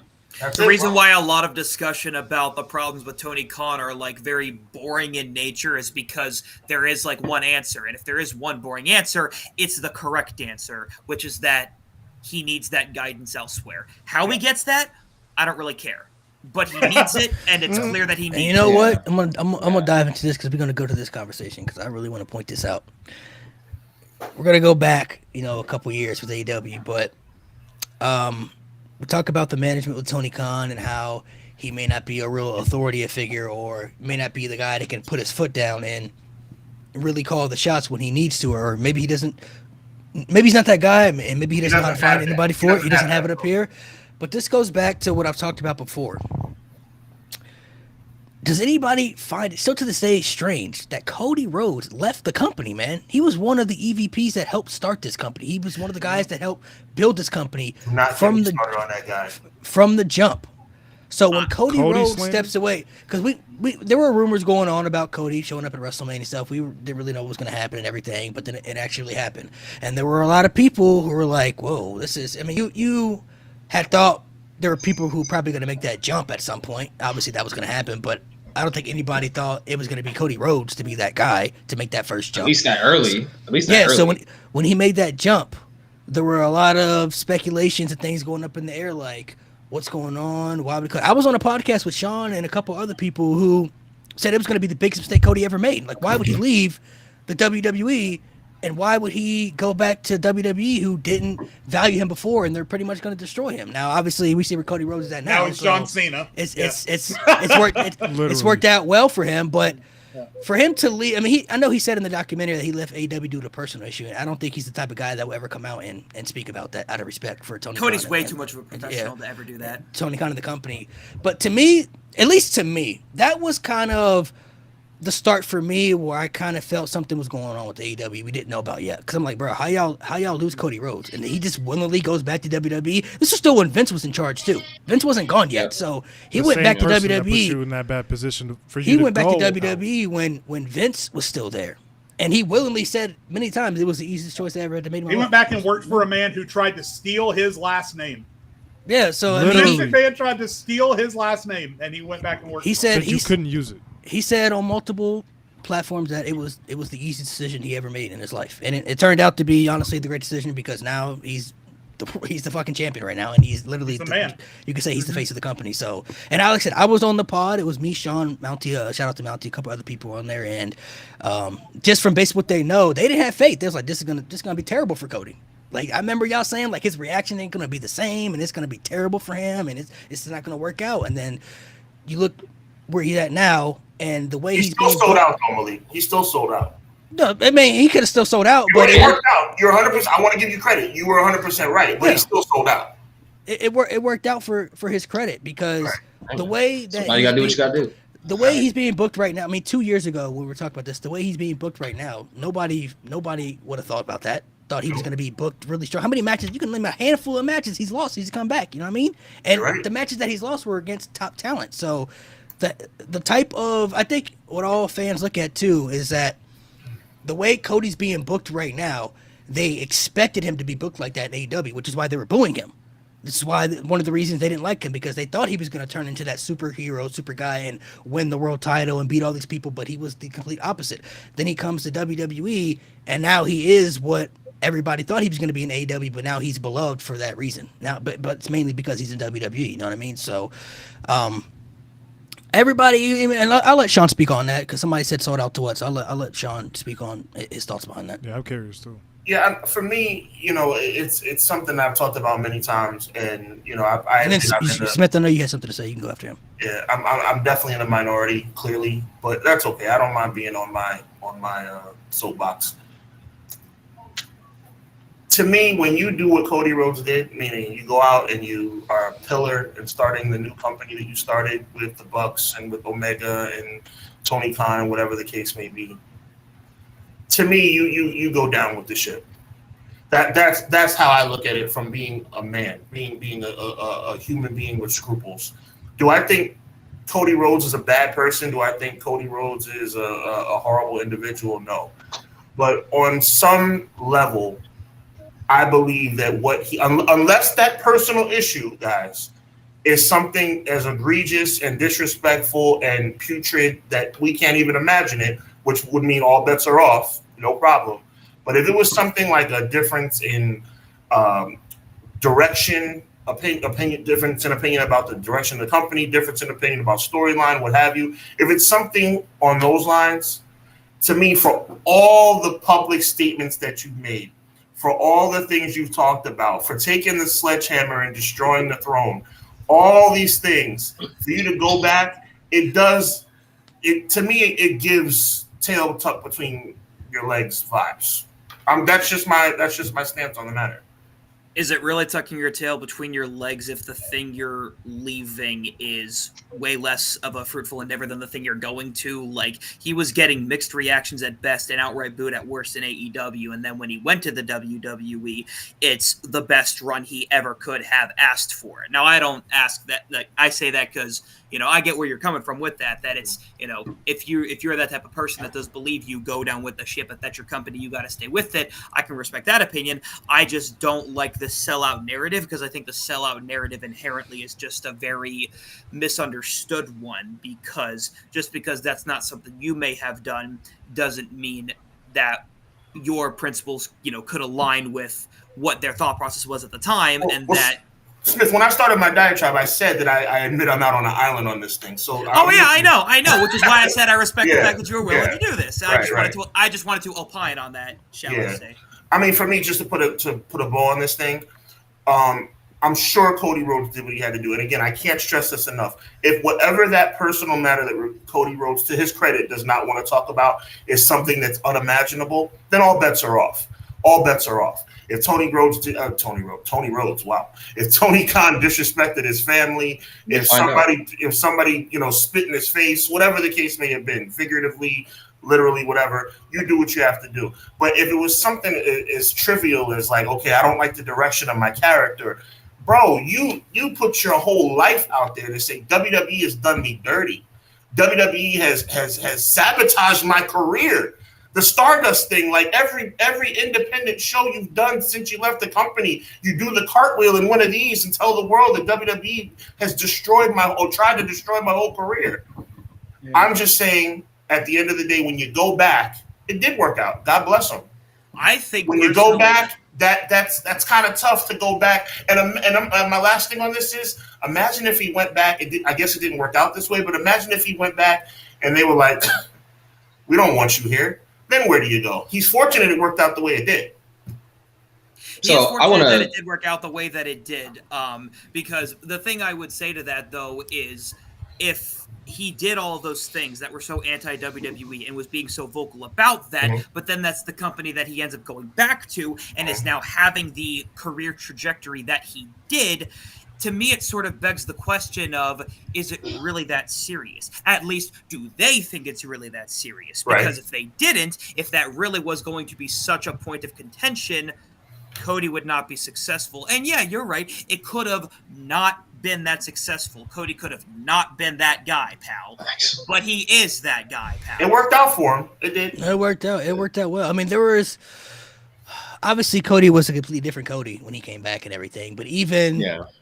At least to me, when he beat Seth Rollins with that torn pec, I was like, okay, yeah, they value him. They value him for sure, because the fact that he had a legit injury and still won was kind of crazy to me. And even after he lost to Roman at that WrestleMania, there were people who were like, oh man, he's never gonna get it. They gave up on it because it was a shocking win for some people. Some people really thought Cody was gonna win that match, but then it played out even more in his factor, and he got one of the biggest moments in WrestleMania history this year when he beat Roman Reigns. Like, if during this run of Roman Reigns, whenever it was going down, if you said the guy that was going to beat him would have been Cody Rhodes, how many people would have been like, "Oh, I can believe that"? Like, they would have laughed in your face.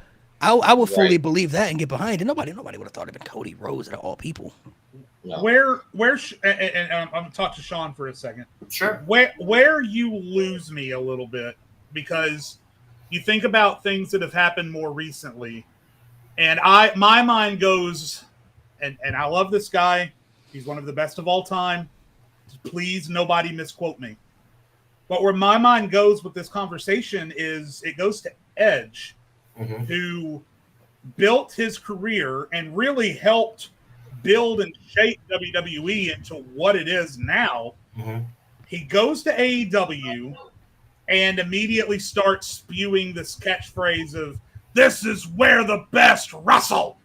And to me, what Edge is doing, if we're trying to define sellout in this situation, when I'm looking at the two situations, what Edge did feels a little bit more like a sellout than what Cody did, because Cody didn't come back and immediately start trash talking. He didn't start he didn't say what I said last week on the podcast, which I took back because I said it in haste. And when I called WWE the real wrestling company, he didn't start saying shit like that. Oh, my.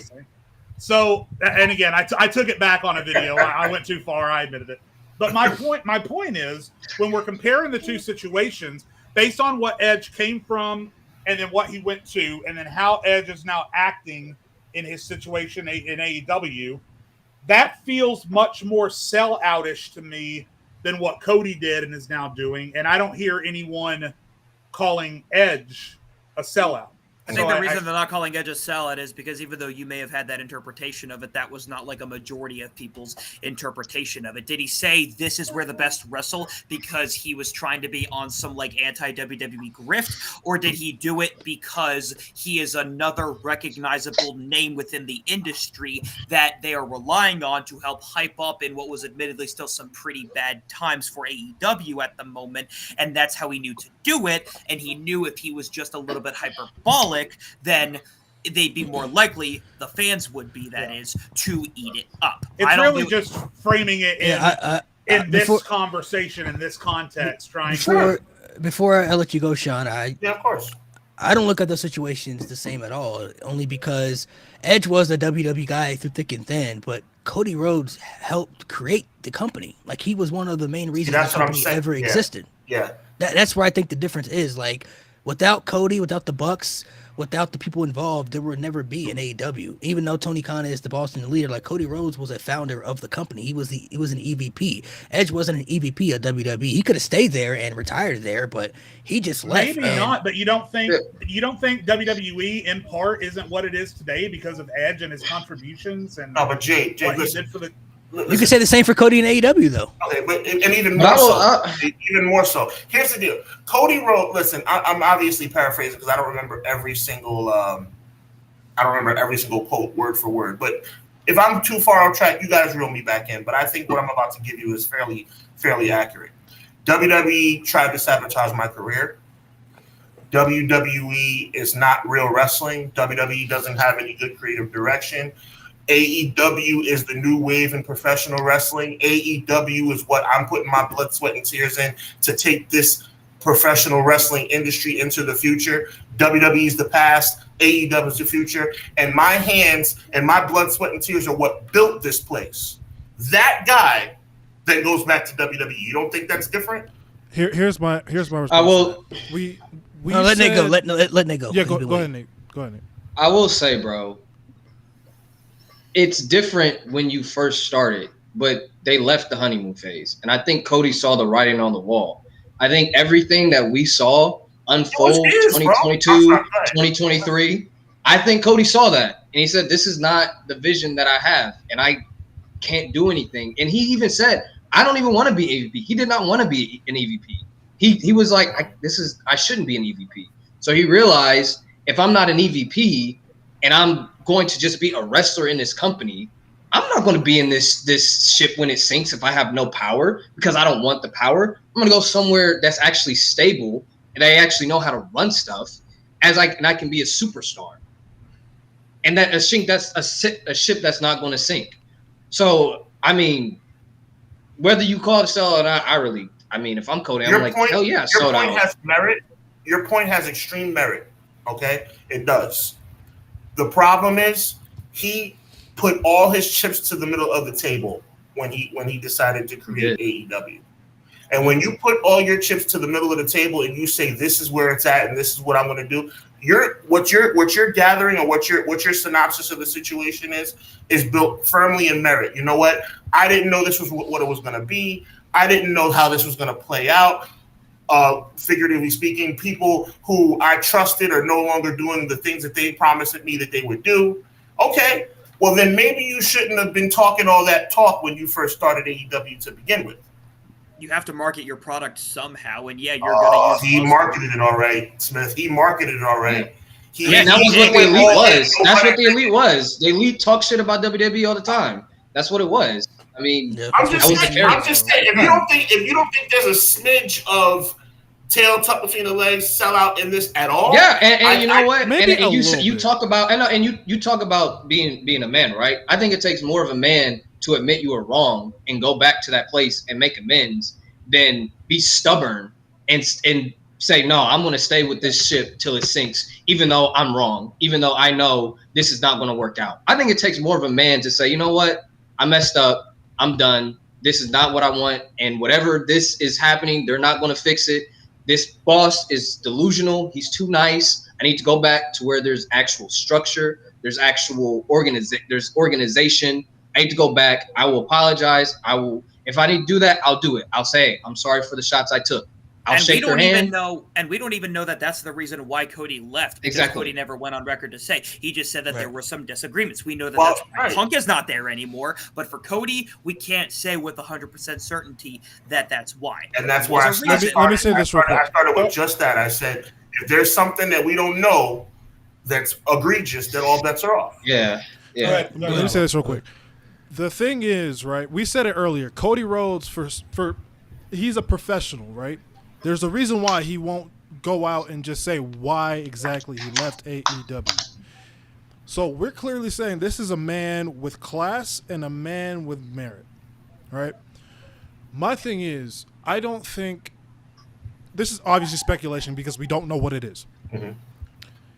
I don't think he would have actually left AEW if it wasn't so bad. If what caused him to leave wasn't so bad. Right.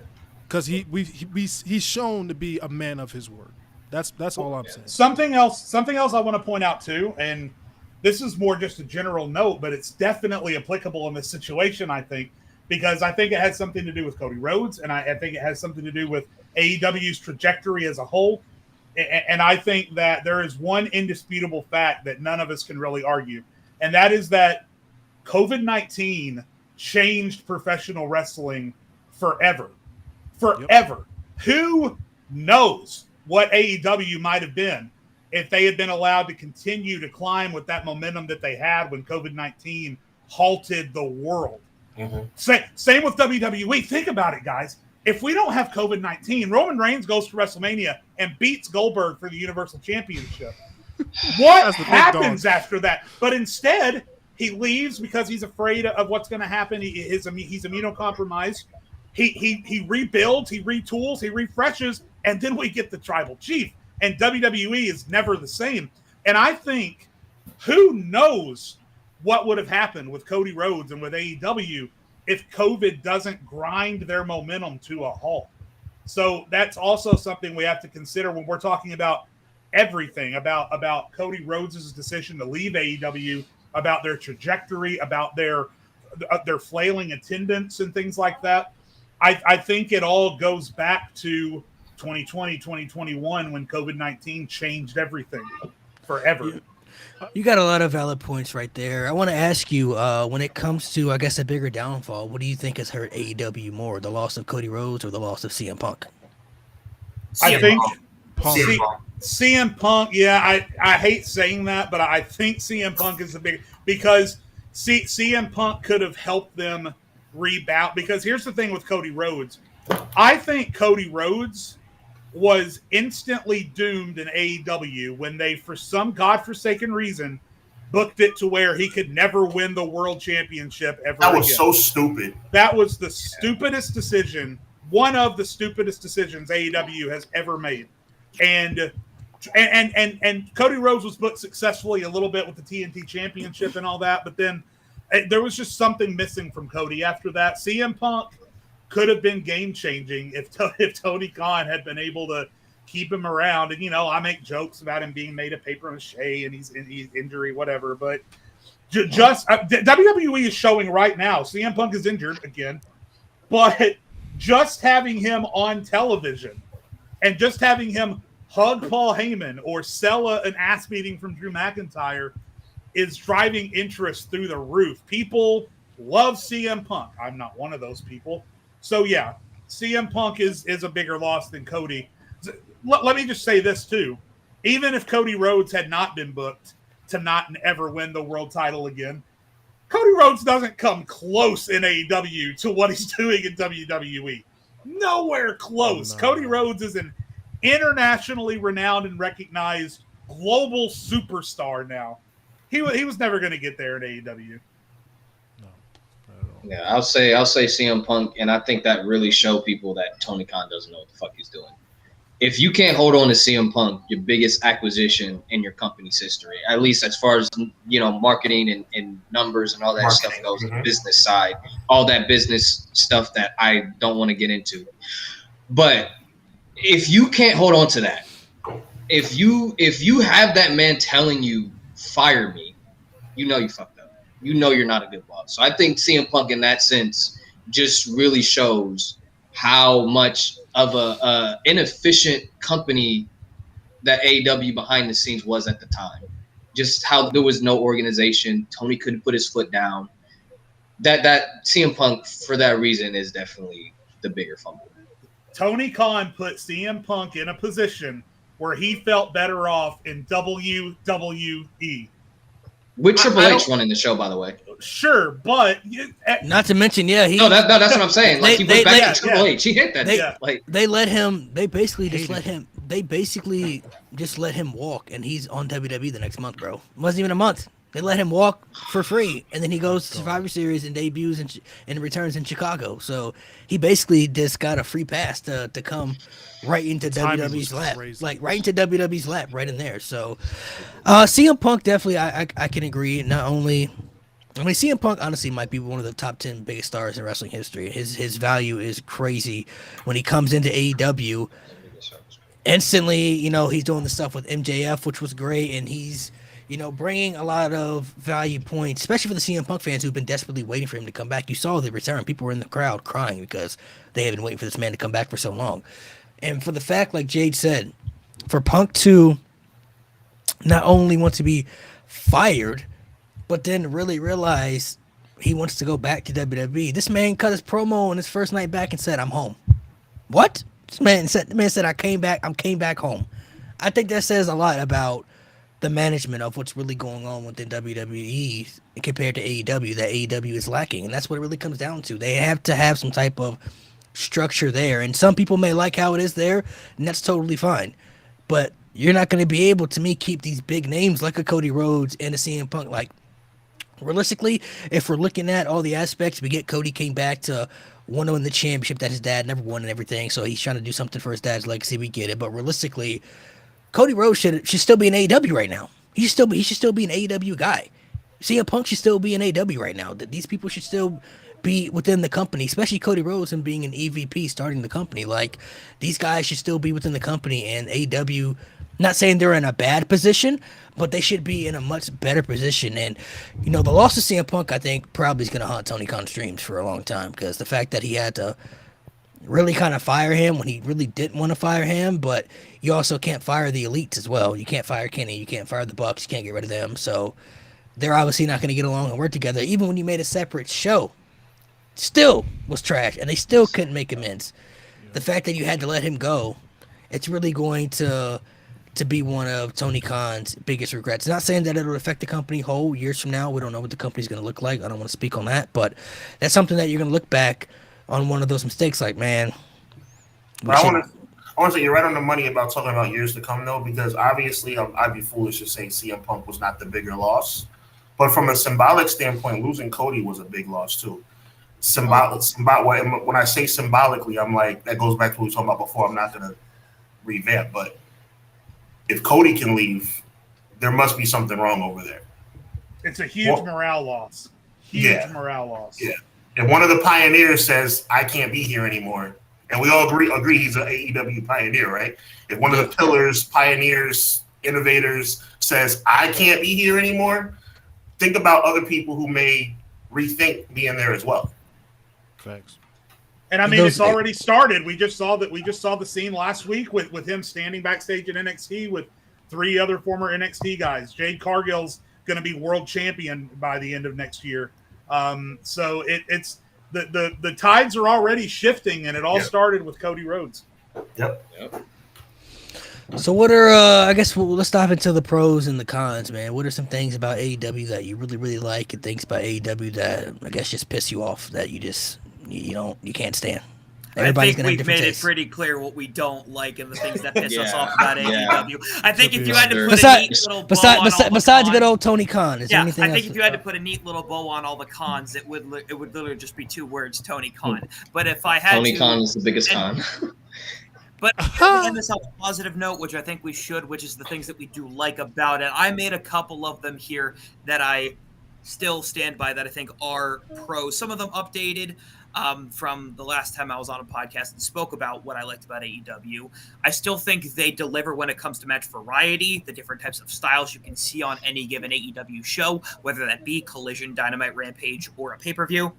I like the very idea of stars from other places having exposure to a North American audience because it's one of the biggest wrestling audiences in the world. So having another place that's not WWE, it gives you that exposure.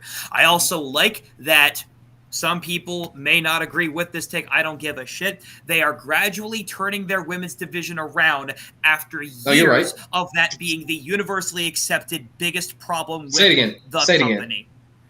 It was the biggest problem with the company for years, and we all knew it, and we were all sick of saying that was the biggest criticism because no other criticism objectively really came close. But with the existence of Mercedes Moné to have that name value and show that she can still go, with the existence of Toni Storm reinventing herself as timeless Toni Storm, also helping to get over someone like Mariah May in the process and what they've been able to do with other people. The story with Chris Statlander and Willow Nightingale. Chris Statlander, one of the almost day oneers, and Willow Nightingale being one of the most genuinely over baby faces in the women's division. They have a story going, and it's actually somewhat of a long-term story. Talk, Smith. He's cooking, man. Yeah, and that's actually one of the genuine long-term stories if you think about just how Chris Statlander and Willow did interact with each other within that company. It's not perfect, and I'm not ever going to, I would never say, oh, in a year's time, it'll be the best booked women's division. But holy shit, have they shown that they can start now. So they show that they care. And I'll say too, and I gotta jump soon because my kid's waiting on me. But one thing I want to make sure it's very important to me that I say this. One thing that I have always loved and respected about how AEW is ran is, and I don't want to butcher this word, inclusivity. One of their top stars from the beginning was openly trans. One half of one of their most popular tag teams is openly gay. They have stars of every race, of different religions, of different countries, of different ethnicities and backgrounds. And WWE has some of that too. And WWE, though, is a lot more about tell and not show, right? Because they have Finn Balor come out with the and with the rainbow jacket and all that stuff, but they don't really show it in their roster.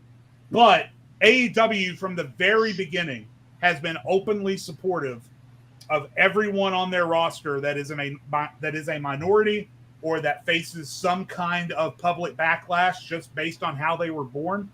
And so the support that they've shown for those people and the fact that they actively make their roster all-inclusive has always been high up on my list for reasons why you should support AEW. Yep. And I don't know if that, that comes from the top down, so you can put that on the list of things that Tony Khan does right. But obviously there's that. And then the one big thing that I have to say that I dislike about AEW still to this day, you're right, the women's division is much better. I'm so glad they fixed the women's division because up until a couple of months ago, that was on my list. And listen, I know this is for some people and for some other people, it's just not for you. And this happens to be not for me. I don't even know if there's a word for this. So I'm just going to give you an example that seems to happen every other week on AEW. If I have to watch two guys Canadian destroy each other 17 times in a row and kick out at one, I am going to rip out what's left of my hair. And I know that WWE does this sometimes too. Cody Rhodes just did a neck buster or whatever from the top. Burning Hammer, right? Burning Hammer. Lord. But there is a difference in pulling out a big move in a big match and kicking out at two, and then at 7:57 on an episode of Rampage, two guys hitting 17 Canadian destroyers in a row, and then one guy kicking out at one. And then even something as simple as a roll-up can't just be a roll-up. They have to flip off of the middle rope, back flip over the guy, slide between their legs, jump up on their head like they're going to do a Hurricane Rana, fall off of their head, and then roll them up. You can't just roll a guy up. And it was for two. It was for two. It wasn't even for three.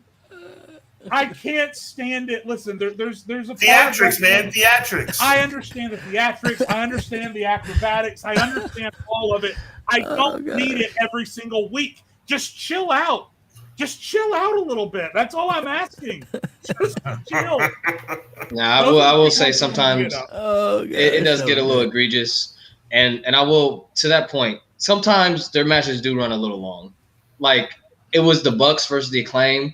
I was like, yo, I think Anthony kicked out, and they won, so I see why they did it. But I was like, yo, in this fucking match, like we are done. I remember this was like a month or two ago on Collision when Swerve defended against Claudio.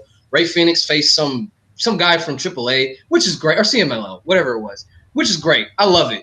But I don't think a lot of us knew who this guy was, and they wrestled for like 15 minutes. And I was like, I tuned in, and I was like, okay, this is cool. And they just kept going, and they kept going. I was like, yo, I get it. He's good. Can we wrap it up? Sometimes their matches run a little long. It's like, we get it. Y'all can wrestle. But sometimes you could tell a story in 10 minutes. You don't need the full 15. Like, if we're going to do like the main event, obviously, yes, let that match go long. That's perfectly fine. Whatever. But like that era of Chris Jericho coming out and wrestling like 15-minute matches on Dynamite every week against all these luchadors, that was the most egregious time of like on television. I was like, why is he getting this much time? This dude's like 50. Like, why is he wrestling so long? So sometimes the matches are a little long. Pay-per-views, I understand why matches are long, but then again, pay-per-views are an issue because they run too long. You cut 3 matches off the pay-per-views. I don't need to see certain matches. I don't need Chris Jericho on my pay-per-view every week, bro. You've been cooking, man. But I gotta disagree with you on that one part. The pay-per-views being long don't bother me because the pay-per-views are excellent, man. They're great, but it's too much. It's too much. It's way too much, bro. Like what the last pay-per-view, bro, Double or Nothing, that ended at midnight, bro. I was so tired. I'm like, bro, we get it. Y'all can wrestle. Like either cut the time or cut the matches. Y'all have these big matches on Dynamite anyway. These are Dynamite main events. These are Collision main events. If you would work on Collision, if you could actually bring that show back to what it was when it first started. But the pay-per-views do tend to run long. And this is what it's like for Sean comparing, because we've had our debates about WrestleMania being one night and 2 nights now.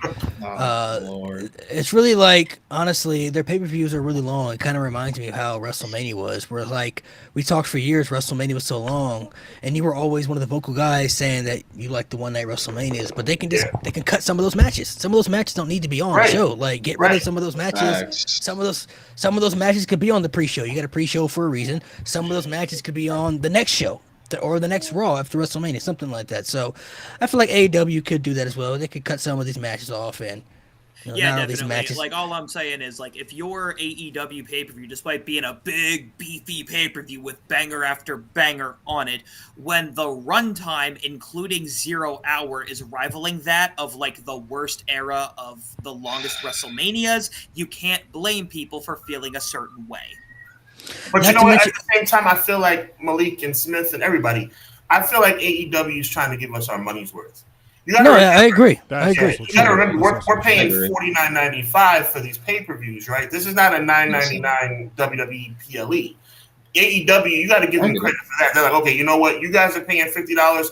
I'll tell you one thing. I'll just use Double or Nothing as your example. When I walked away from Double or Nothing, I felt like I got my money's worth. I was like, okay, I didn't waste my money on this pay-per-view. Yeah. I look at it different too. I mean, I think most of us maybe we're just so used to the long match cards because that's how WWE was at one point, and that's just how it's been. And now Triple H has stepped back, and now he books maybe 5-6 matches on the PLE. But I think he does that to extend the time for matches and people to be able to hit their times and tell better stories. Because when you're wrestling on a Raw or SmackDown, you have time slots. I mean, this is live television, so you have to be within the certain time.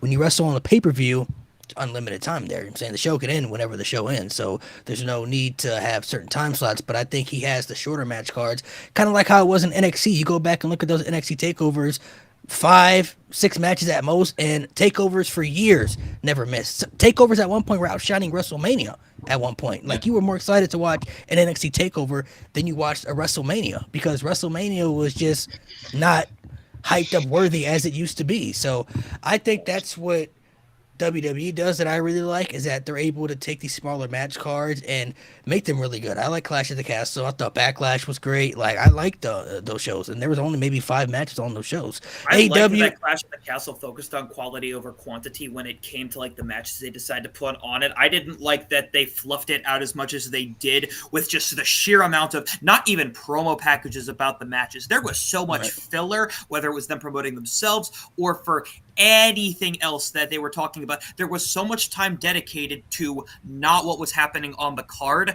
that it really did feel really fluffed out. For like, it did not need to be as long as it was. I want to say too, like, as far as the WWE comparison too, I don't know, man. I'll just use the most 2 recent ones. You know, with Clash of the Castle, I wasn't satisfied with that pay-per-view. Shout out to my boy Conrad, Everything Pro Wrestling. He was talking about how, you had 5 matches on that pay-per-view, and those matches were not as entertaining as they should. Thank God they were $9.99. Thank God that's a $9.99 subscription or whatever it is you pay in whatever part of the country or world you're listening to right now. Because if I paid $49.95 for that, I would want to punch a hole in my television. Period. I mean, that wasn't top quality pay-per-view by any stretch of the imagination. No, not over that any day of the week. But that goes with any pay-per-view, though. And when you buy a pay-per-view, the expectations may be high, but not every pay-per-view may live up to the expectations. And do you remember a lot of pay-per-views that let you down for AEW? Like, can you name more than 5 or 10? Wrestle Dream, Worlds Collide, Full Gear. I went to that. That was mid. Though that stretch of pay-per-views that fall was very rough for AEW. But overall, AEW does not. No, there's a couple. It's like that with WWE too, though. There's a couple like Clash of the Castle was okay, but I mean, that Backlash was incredible. That show they had. Backlash was great. It was. Backlash was great. Top tier. That was incredible, and they had 5 matches on that show. You know what I mean? But that was an incredible show. So, not everything has to be. Not everything has to be give me more and more and more if you know how to do it right. You know what I mean? Like, AEW's pay-per-views are great, and they're able to give you more and more and more, and they've been very successful at doing so. I enjoy the AEW pay-per-views. Like, AEW kind of reminds me a lot of how, like, even though in WWE's dark times, WWE during a couple times they'd have some good pay-per-views that you could watch. Like, that was a good show, and it kind of gave you hope again. Like, maybe they're gonna turn this around. And then, of course, it never turned around. But their pay-per-views have always been exciting to watch. Like Forbidden Door. I can't wait for Forbidden Door next week. I'm definitely gonna watch that. That's gonna be a great show, I think. Go ahead, Smith. Yeah. So if I had to have one takeaway, I would want people to have from this through our discussion of AEW, it would be that whether you like the product or you do not like the product, whether you feel the need to want to defend it because you watch it, or it is just quite literally not the product for you, no matter how much you try. The only thing I ever care when it comes to discourse about AEW is if your reasons for liking the product are things that could be rooted in like your personal opinions of things that are like actually true about it, and not based on what you're hearing other people say, not based on what someone is telling you to think about it, because you may value that person's opinion, or you may value or you may not have as much stock in something inherently because something told you to view it as lesser. I only ask that if you're going to not like it, it's because you genuinely could not get behind it, and not because you have to make shit up about it. Everybody has to give something a chance, bro. Listen, I admit I'm not an anime person, bro, but I've gave it a try though. I've watched certain things. I've tried to watch certain things. I can't get into it though, man. It's just not my thing. Like, I try to give it a chance though. Like, I'm not one of those people like, I don't like anime because I've never seen it. I've checked out a couple things. People have recommended some stuff, and it's just not my taste. Can't get into it. And it's like that with a lot of things. You know what I mean? Like, not everybody is going to. I think you could use the TV show Friends as an example. You either really like that show or you really hate that show. There's no in between. There's really no in between. I met people all over who really either love that show to death or they just hate that show. But it's not, that show's not for everybody though. You know what I mean? Like some people like it, some people don't like it. Yeah. And that goes with wrestling too. Some people like it, some people don't like it.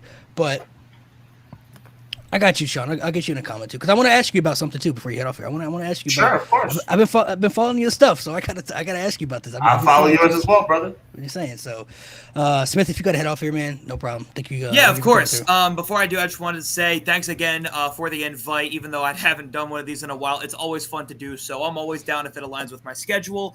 This is fun. I could yap about AEW for days, and I'm glad I got the opportunity to do that. The rest of you guys, I think this might have been my first time meeting all of you, so it was a pleasure. Loved the discourse. I got to peace out. Let's see you. See ya, man. Yeah. And this will kind of go into with Nate too as well. So I'll let you say what you want to say first. You said you want to say something, and then I might ask you my question. Go ahead. I just want to say with the AEW criticism, right? Right. I got to say this. When you compare it to World Wrestling Entertainment, I just want to be realistic here. Using the government name, bro? Huh? You said using the government name, bro? World Wrestling Entertainment. Oh, that just came out. I don't even know where that came from. Can't say that, man. Oh no, you're allowed to say it now. You can say it now. No, listen. The guy who ran the show was down here, right? Down here. Just because it's here now doesn't mean it's where it's supposed to be. I'm one of the few people. I don't think Triple H is doing that great of a job. He's doing better than the guy before. He's doing better than the guy before him was doing. And that's to be commended. Yeah. But let me say this to you, man. I'm just going to say it because you brought it up. Anybody can have a banger of a WrestleMania main event when the whole Hall of Fame runs out to the ring. No. That's all I'm saying. That's all. Come on now. Before you scoff, all right, just think about what I'm saying. Anybody can have a banger of a WrestleMania main event when the whole Hall of Fame runs to the ring. That's all I'm saying. So that happened last year too, right? Yeah, the same two people had a banger without him. I'm not saying. I said he's the. Now you gotta. Don't think about it. What did I start by saying though, bro? What I started by saying someone said, "Hold up the Doing sign." a better job than the guy before. No sign. Doing a better job than the guy before him. Take his rights away. This is crazy. Man. That's crazy. Triple H is. But to be fair though, yeah. Number one, Roman and Cody already had a good match the previous year at WrestleMania without all that interference. They had a really good WrestleMania main event without. No, but I'm using that as an example. But I see. Is Triple H knocking everything out the park? Let's take it easy. No. Of course, there's a lot of things that Triple H. He's got his fumble. Shayna Baszler. They want the sign. I have to. There's definitely a lot of things that Triple H definitely has to fix the women's tag team division. Y'all are mad at me, but Zoe Stark's challenge for the women's championship at Survivor Series. Oh, the women's division. Yeah, that was a fumble. Dog water. I ain't gonna lie. No. Yeah, there are a lot of things that there are a lot of things. Give me a fair shake, guys. That's all I'm asking.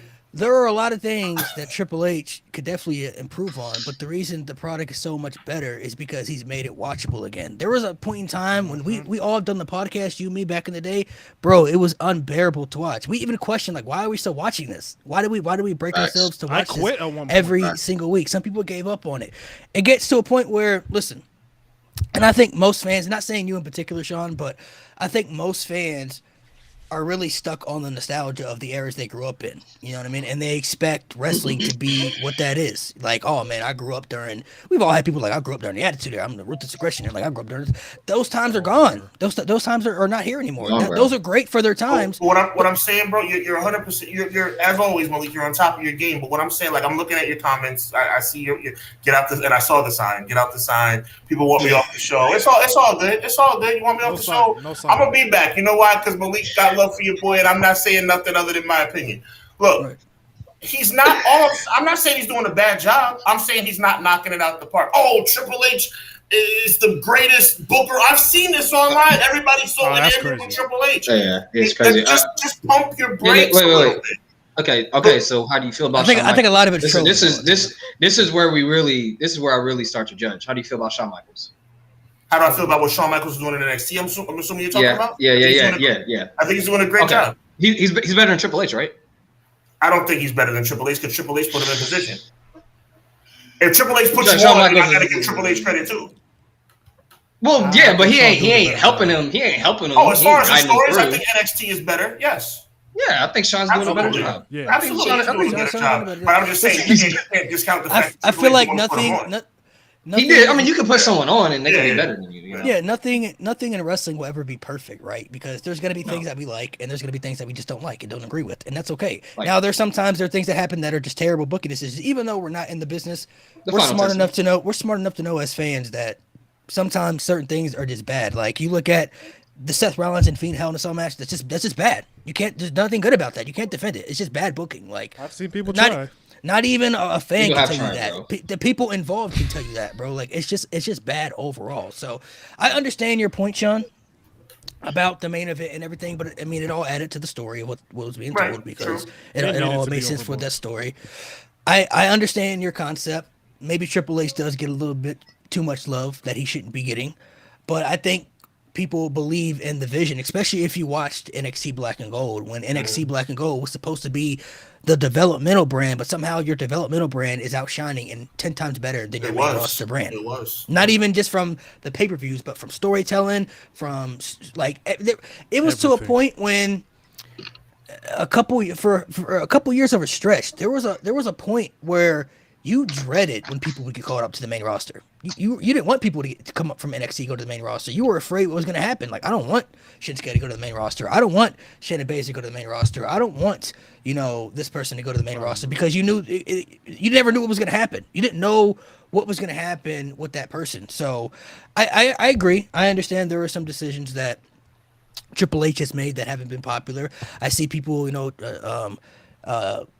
Conrad bringing up the Chad Gable stuff. Chad Gable probably should have won, at Clash at the Castle for the IC title. Now, whatever is going to happen now with the whole Wyatt stuff, I'm not really sure. I don't even know if he's going to win the Intercontinental Championship anymore. I don't know what that direction is going to hand in, but I do think there are people that are being utilized on the main roster that wouldn't have been utilized under the Vince roster, like a Gunther.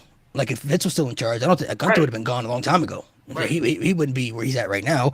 There are people who I think, CM Punk might not even be back right now if Vince was still in charge. So I understand where you're coming from. There's always pros and cons. I think I just look at it as a whole as this, at least for me, I can only speak for me. There was a point in time when I didn't care to watch Raw and SmackDown anymore. I would just catch up social media. I'm looking through social media to see what happens.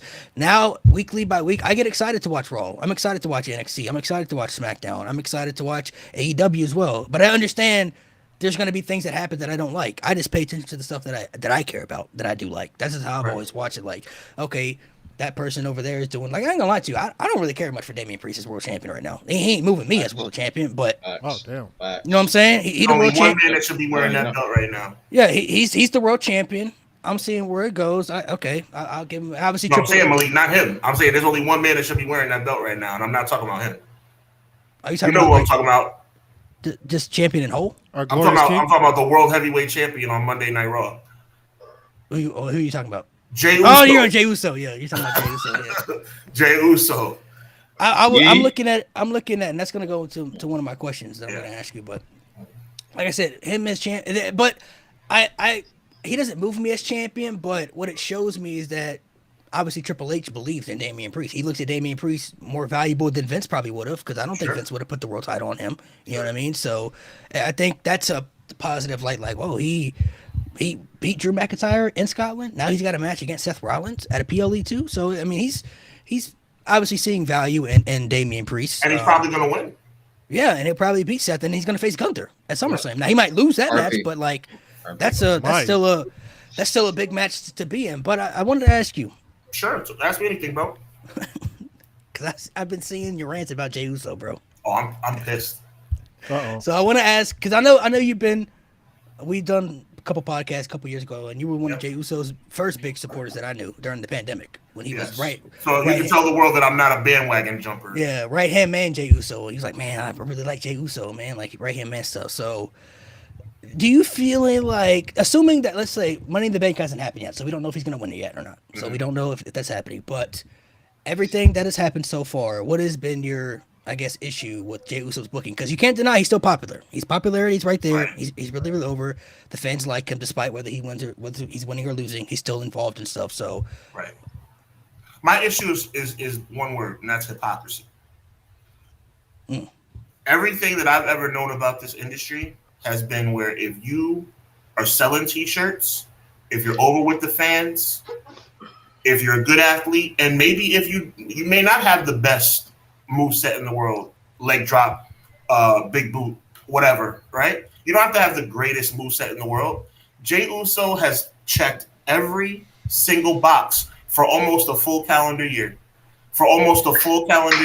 There is no reason under any stretch of my imagination that Jey Uso should have not won. I was probably going too far when I said Jey Uso should beat Roman Reigns at SummerSlam last year. I was kind of bugging out a little bit at that point. Roman should have won that match, and I'm for hindsight, I'm glad he did.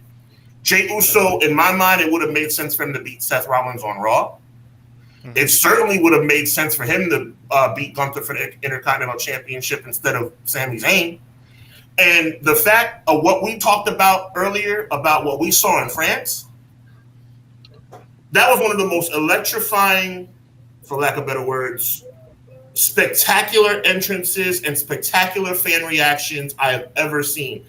This kid has busted his tail for the past 12 months since he kicked Roman Reigns in the face on SmackDown and joined forces with his brother. He has been, in my opinion, the most popular professional wrestler on the Raw brand. And I'm including Cody Rhodes. Cody Rhodes is on fire right now, but Jey Uso with the fans is on top of his game. So the word of the day, Malik, gentlemen, is hypocrisy. If he's checking all the boxes, there's no reason for him to continue to lose. The dude is 0-7 in singles championship matches since he broke away from the Bloodline. U.S. title matches, IC title matches, Universal title matches, and World Championship matches. What are you doing? That's my question. You want to talk about my issues with Triple H? What are you doing? This kid is as hot as fish grease. Are you waiting for his momentum to slow down? So then you have an excuse. Oh, what we're going to do, though, or what you know what we're going to do? We're going to wait till the Bloodline get back together. Then we don't have to put the title on him.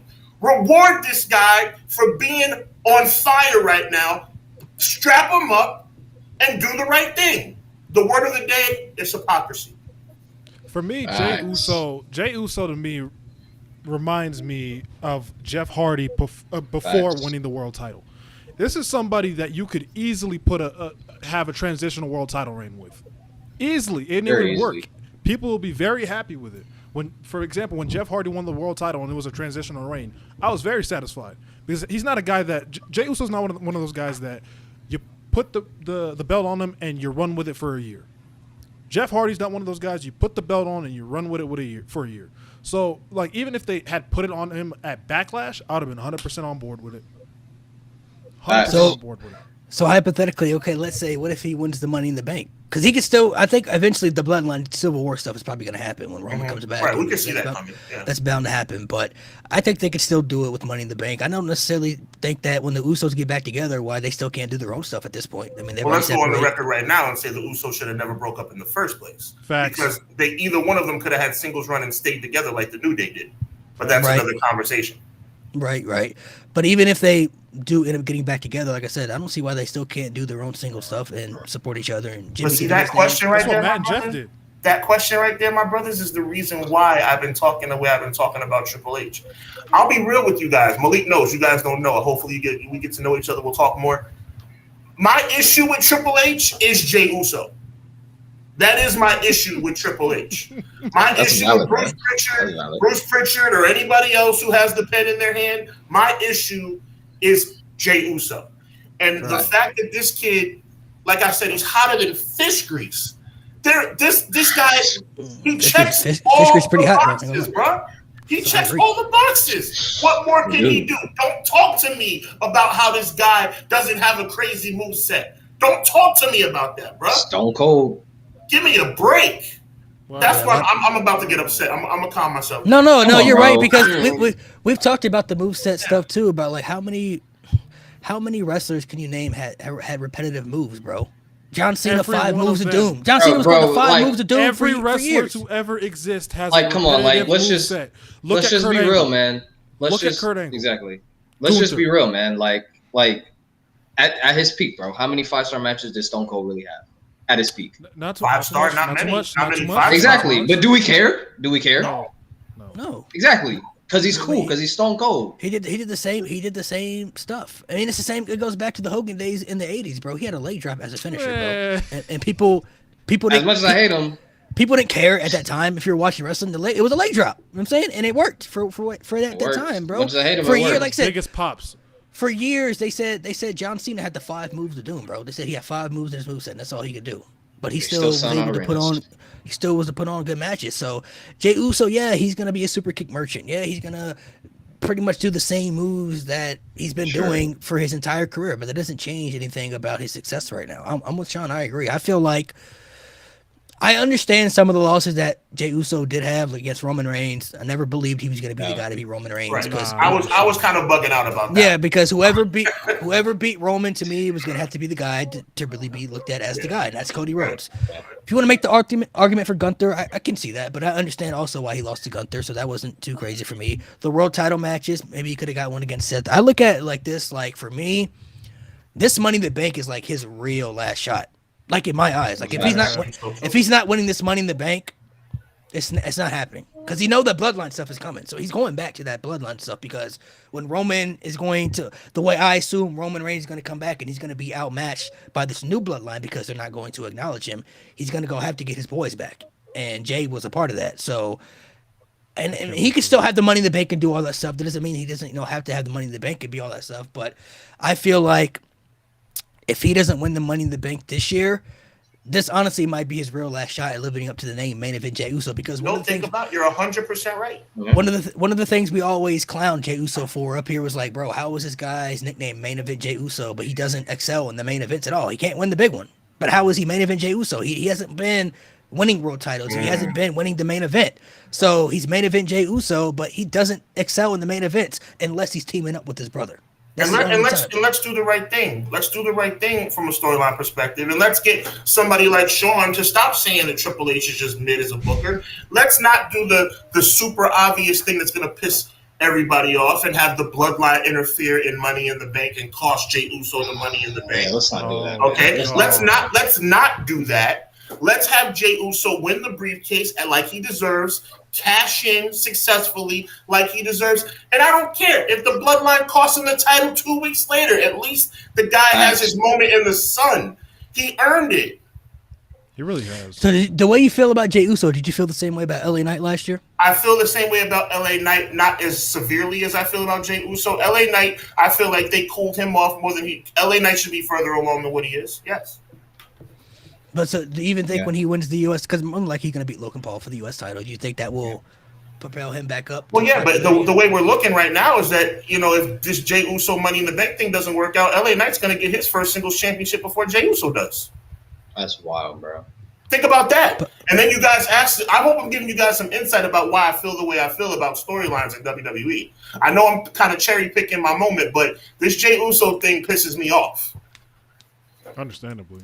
No. I mean, speak about it. I mean, what do they? I mean, realistically though, what do they do with Jey if he wins the Money in the Bank? Because you got to look at the other candidates as far as on Raw who could be the world champion. So we know we got Gunther at SummerSlam.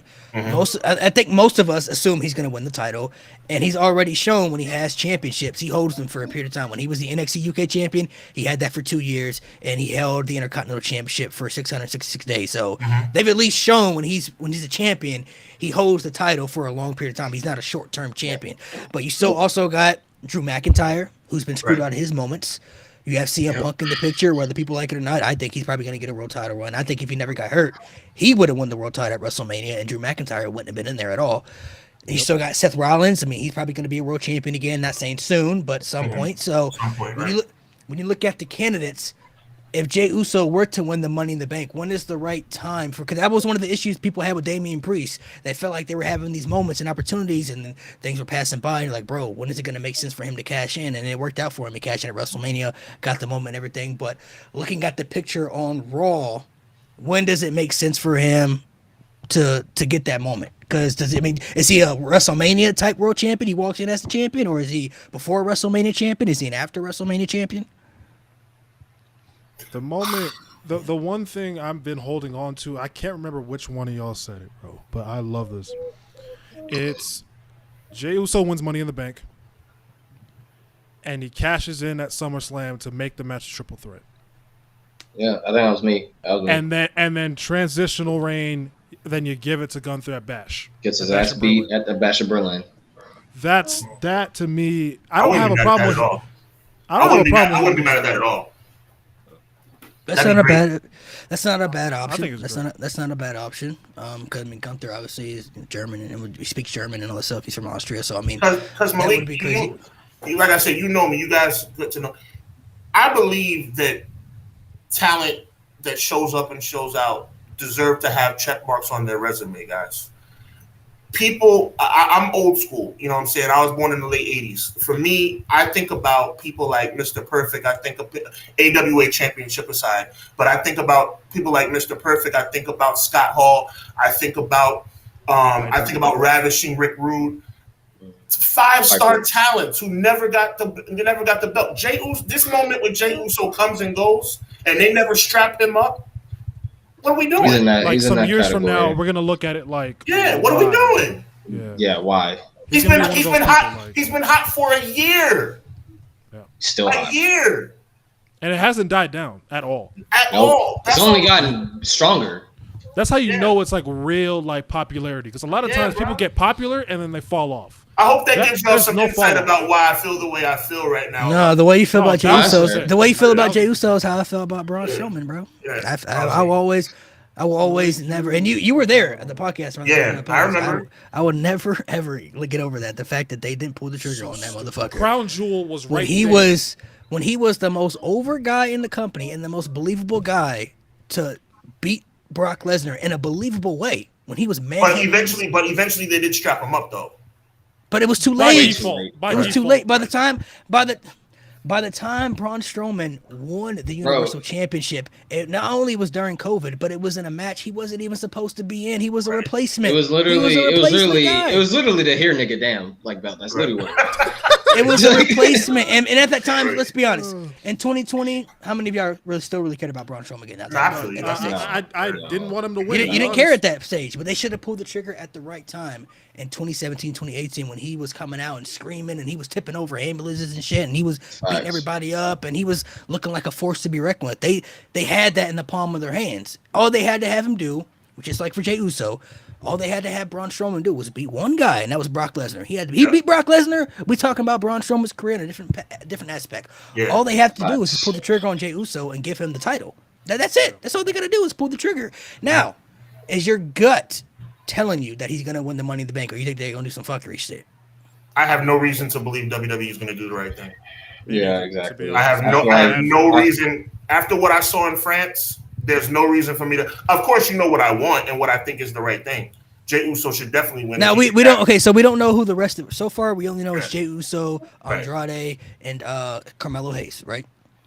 And then it looks like the field is setting up for him to win. Yeah, and now you have the qualifying matches tomorrow. You have Strowman, you have Chad Gable, and you have Bronson Reed, right? You have Logan Paul, LA Knight, and Santos, and their LA Knight is kind of going to be distracted with the U.S. title. Yeah. It's looking like this, but see, I don't trust them. I don't trust WWE to do the right thing with this guy. Well, why not though? I mean, I feel like the one thing I want to point out about Money in the Bank, and I brought this up in the past too. If you look at the last couple Money in the Banks within the last few years, and I'll give you examples. WWE has always done two things the last couple years. They hear the fans and they know who the fans want, but they always have somebody that they want to win too. Right. So they'll give you one or the other. Yeah. They'll give you somebody they want to win Money in the Bank, but they're like, okay, well, give you some examples. At the time when Liv won Money in the Bank, that was what a lot of the fans had wanted.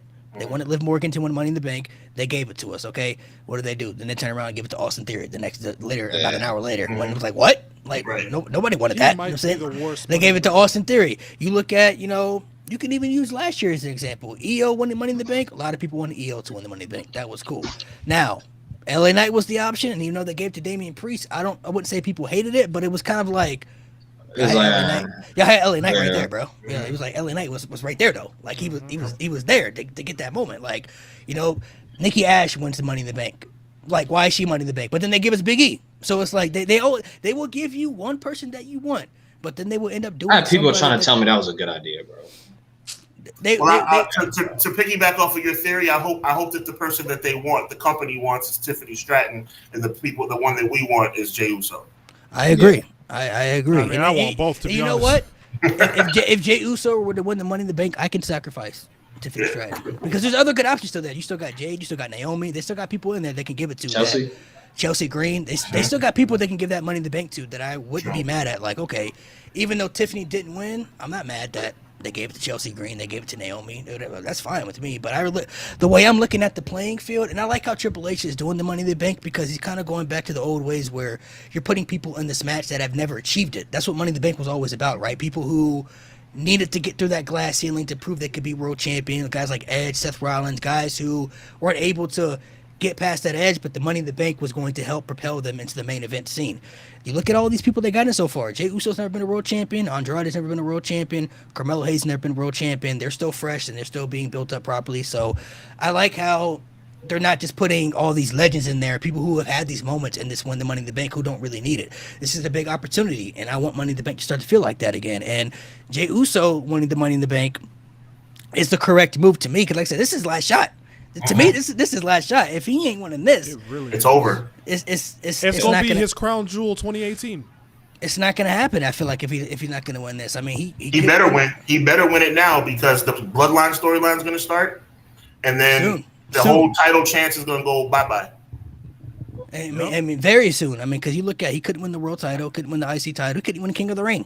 You know what I mean? So it's like crazy. I feel like the Money in the Bank is his real last opportunity. But I honestly.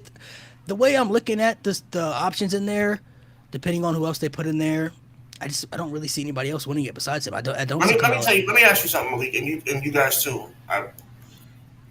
More likely to happen, just from your comp. See, you guys have more love for WWE than I do. I love wrestling if it's done correctly. Yes.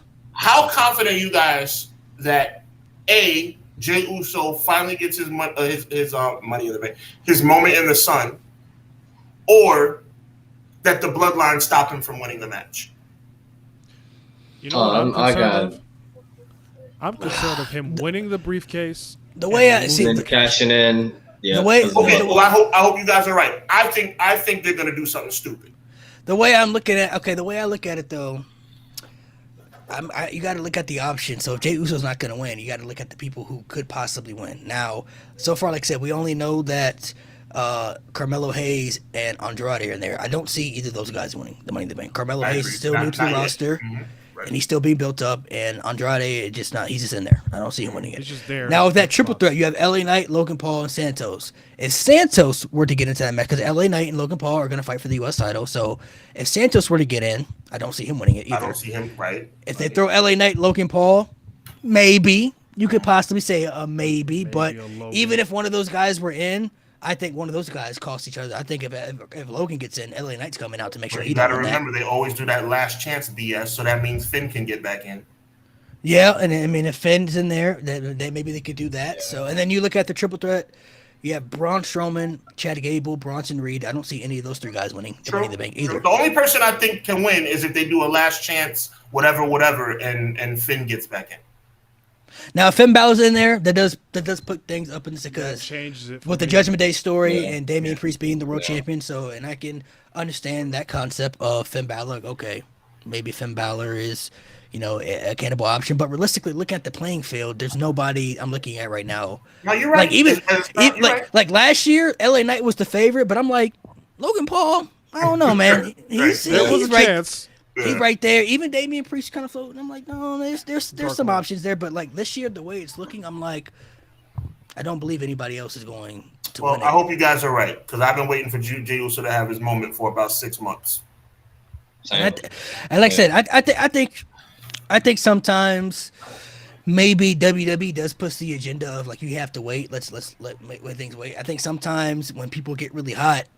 We're so concerned about their momentum dying that we want the moment just to happen right now because we've seen that happen with a lot of people in the past that had a lot of momentum that got built up right and then they didn't pull that trigger and then by the time they ended up pulling that trigger, nobody cared anymore. It was too late. You know what I mean? It was too late. So I think they're going to do the right thing. I hope think so. they're gonna win. I hope so. I think they're gonna do the right thing. 'Cause I I'm hope looking so. at it. I'm looking at it like the Bloodline come out and interfere, but I don't see why they would. They don't have any connection to Jey right now at all. Yeah, like what has he done to them at all? Jay's completely separated from them right now, and Right. Jimmy's gone off TV right now. Roman's gone off TV. Their beef right now is strictly with Cody and trying to get that title back in the Bloodline. Okay. That and with Randy and all those guys, that's where their beef is at. I don't think Solo's looking at Jay like he won't let anybody. I don't care about them. I think they're looking at Cody Rhodes like we need to bring that title Well, back. I've never hoped you were right more than I hope you're right now. Now it's just based off what they've been showing us. Yeah. Just based off what they because when you brought up Finn Balor, I thought the Wyatt Six was gonna come out and cost Jey Uso that match, and he wasn't gonna win it. That's what I thought was gonna happen because Jey Uso said that he brought back the Fireflies and everything, and I'm like, the Wyatt's coming back. They about to cost Jey Uso and everything, but then they had Jey win. So that's just how I see it. Maybe I'm wrong. Maybe I'm right. I think he's in there for a reason. Realistically this time. I don't think the BS with Jay is gonna happen at Money in the Bank. I think the potential BS is when he's gonna actually cash in, because that world title scene is just so damn loaded, and it's great. Yeah. I'm happy about that because it was years that. So you it was think obvious who was he champion. cashes it unsuccessfully? That's my biggest fear. That's my Possibly, yeah, because by the time he has Money in the Bank, I think he'll already be back in the Bloodline stuff now. And that's he's where involved. they're gonna be like, "Oh, we're screwing He's you over involved. now." But they could do some great storytelling. I mean, realistically, what I think they should do, they could have the Bloodline interfere, but they should have Roman help Jay get that moment then, because Jay helped Roman all those years, was being That the right would hand be man, full circle. and now this is full circle around. Now Roman Reigns is trying to give back because I like that. The way I look at it, if he's going to try to get this Bloodline back to go up against this new Bloodline, he's going to have to admit his wrongs. He's going to have to rally the troops. He's going to have to get the troops back together, and they're going to have to forgive him, and he's going to have to admit he's sorry, and he's going to have to be a different version. He's going to have to give back. And what better way to get back than helping his cousin become the world champion? Guys, I got chill bumps thinking about Roman helping Jay. I love that. Yeah, It comes full circle. God. It comes full circle. I mean, how many times was Jay there to protect Roman when he was at the top? Right hand man Jey Uso. Now Roman Reigns, right hand man Roman Reigns. You feel me? Like, Triple H doesn't write TV like that. That's a perfect face turn for Roman. You don't like Jay? Perfect. I love that. I love that. Triple H doesn't write TV like that, Malik. And that's a beautiful way to get that moment, though. I mean, realistically, like Jay was there for Roman in the beginning. He was the first guy that was there for Roman in the beginning. So now it comes full circle, and realistically, now if you're looking at it at this stage, Roman he doesn't need it. He's coming off the greatest world title reign maybe ever in history. So he don't need it. Now it's time for him to give back. That's how I'm looking at it. He's got to give back, and he has to earn the trust within the people that he hurt within his family. Because I have a saying that I say on my podcast when it comes to WWE story writing, and that is, if it sounds like a good idea, you know what that means. They're probably not going to do it. I think we so used to those dark times, man. I think it's those bad. I think it's those bad times we're looking at, man. I think it's looking at those bad times. Like we've been conditioned to be like we've been conditioned. Yeah, I think it's an abusive relationship, bro. It really has been, bro. I've seen my guy lose. I've seen my guy lose 27 title matches in a row. So I'm kind of like, yeah, bro. No, bro. Jay? I'm very concerned, bro. I already feel like they're gonna pull some bullshit. This man really hasn't won a singles title at all. No, he hasn't. And he's been the highest. People forget he challenged Theory back when he first broke away. He should have won that. Wasn't that the same night they turned on Roman? But also you gotta go back to the pandemic too, bro. He could have won the IC title during the pandemic too, man. That was egregious. He should have beat Big E. He should have beat Big E. Him and Roman. Story. Him and Roman should have been champions together. Like. He could have. The only thing he's got on his resume outside, greatest tag team of all time. The only thing he's got on his resume is that funky Andre the Giant trophy. Yeah, they had him win the trophy. That could have been the opportunity to make that trophy actually mean something. Facts, they didn't. Bro. And they didn't. They've had so many chances to make it mean something. Is it starting to get in your head why I feel the way I feel? This is WWE. Right. This is WWE. I feel you. I think I think they did the right thing with Jay, though. I think he gets a moment. Now, whether he catches in successfully or not, I would hope that's my issue. That's the issue. I don't know if he's gonna cash in successfully. I'm looking at that roster, bro. I'm looking at Gunther. I'm looking at Seth Drew. I'm looking at all those guys. I'm like, man, I don't know, man. I think SummerSlam is a perfect place, bro. Because if he's gonna take the title from Gunther, Gunther's gonna have to be hit by a truck or something. Yeah, I think SummerSlam's a perfect place, bro. Like that. You're gonna have to put a forklift on Gunther, bro. Like Mankind did to The Rock. You know what I'm saying? When he had him in that forklift, couldn't get up. You know what I'm saying? He could possibly, but the triple threat could come in because Gunther wouldn't have to take the pinfall. You know what I mean? Exactly. So he wouldn't technically get pinned to lose, which will allow him to allow him to do things. And you can still stretch that out if they wanted to. I mean, Gunther could still win the Royal Rumble if they wanted to, and he could go on to WrestleMania on the title. So not saying Jey will be champion that long, but if they wanted to stretch that out that far, they could do something like that, and Jey maybe can get a little run for a couple of run in the middle, right? And then lose it to whoever they're gonna have him face, Gunther and Seth, Drew, Punk. I mean, I don't see Jey. I don't see Jey walking into WrestleMania with the title. Absolutely. No. I don't see that at all.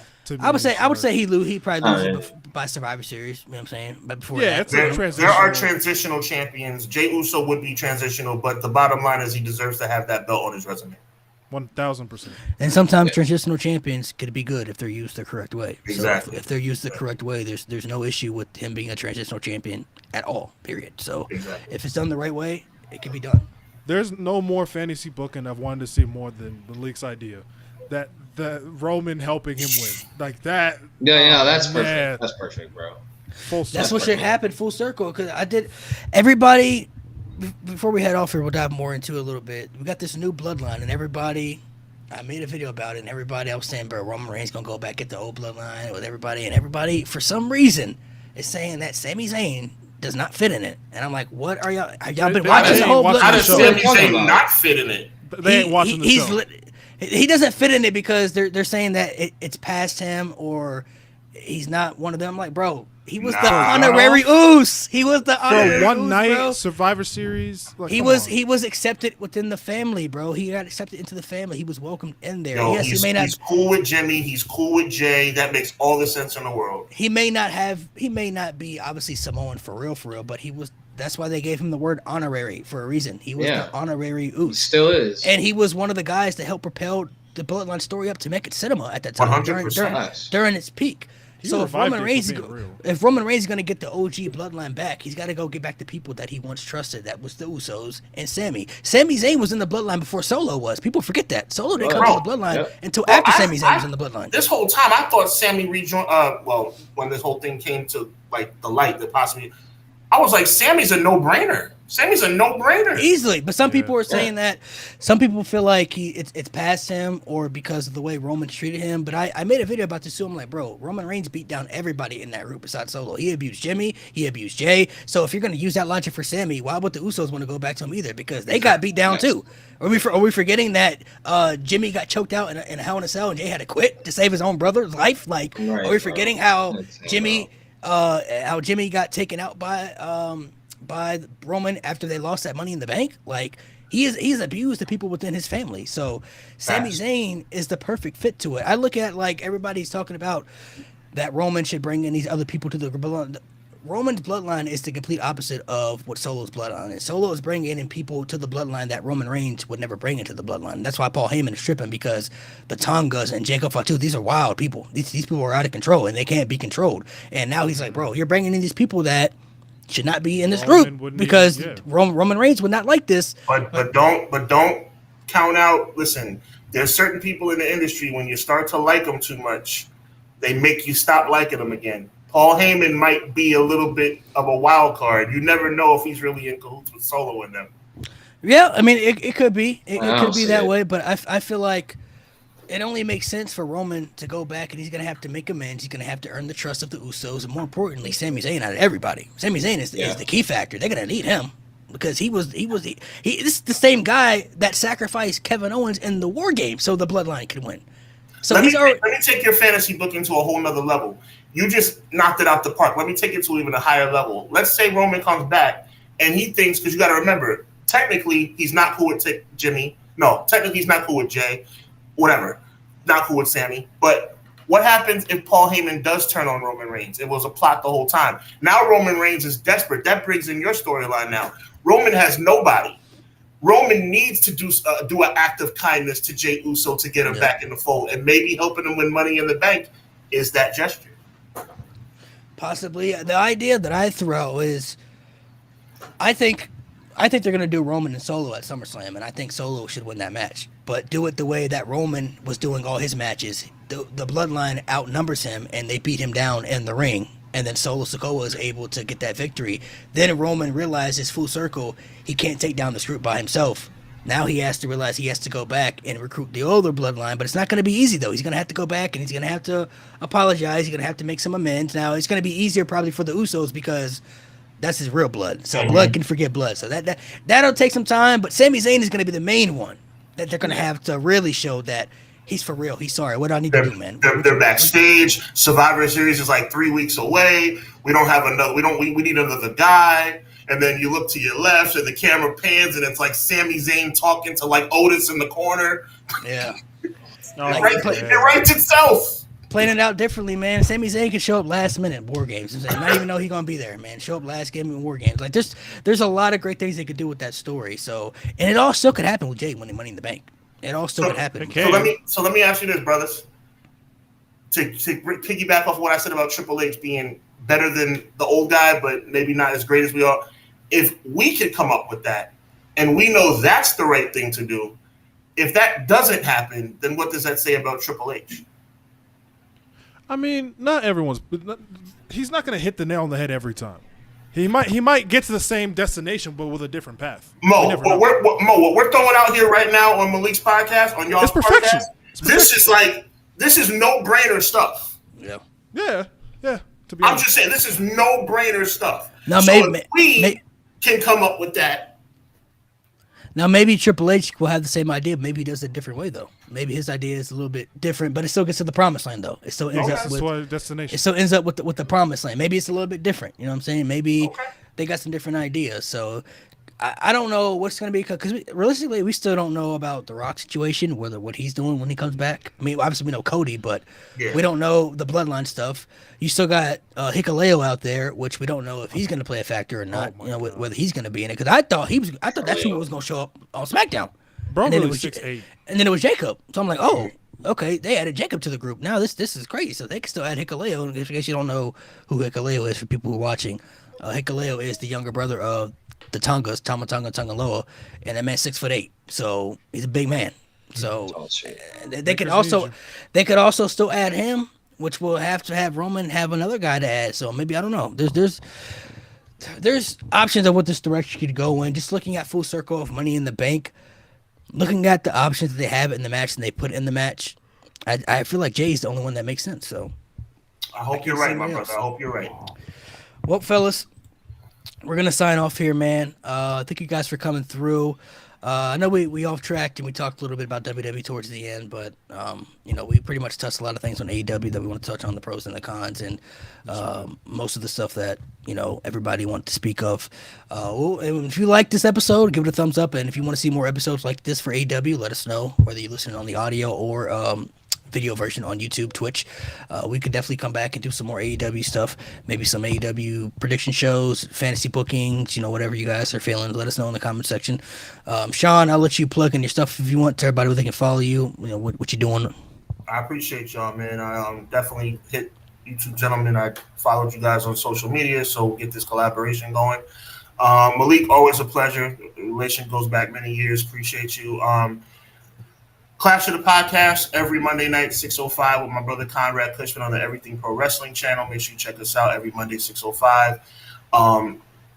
You have to get me on, man. I'm gonna have to come on. I'm gonna have to come through, bro. We would love that, man. Hubbard Wrestling Weekly is the tag name. Hit me up on Hubbard Wrestling Weekly. Actually, the way it's spelled out is Hub W Weekly on YouTube, Instagram, TikTok, the whole 9 yards, man. We're getting a lot of momentum going. I will be having a Money in the Bank post-game show and a SummerSlam pre-game show. So God bless, and appreciate you guys. For sure. We'll be back next week with another episode, so make sure you guys stay tuned. Make sure you guys hit the sub button. Make sure you go check out Sean's content, man. Makes good wrestling content. Appreciate you for coming through, man. Always good to talk wrestling.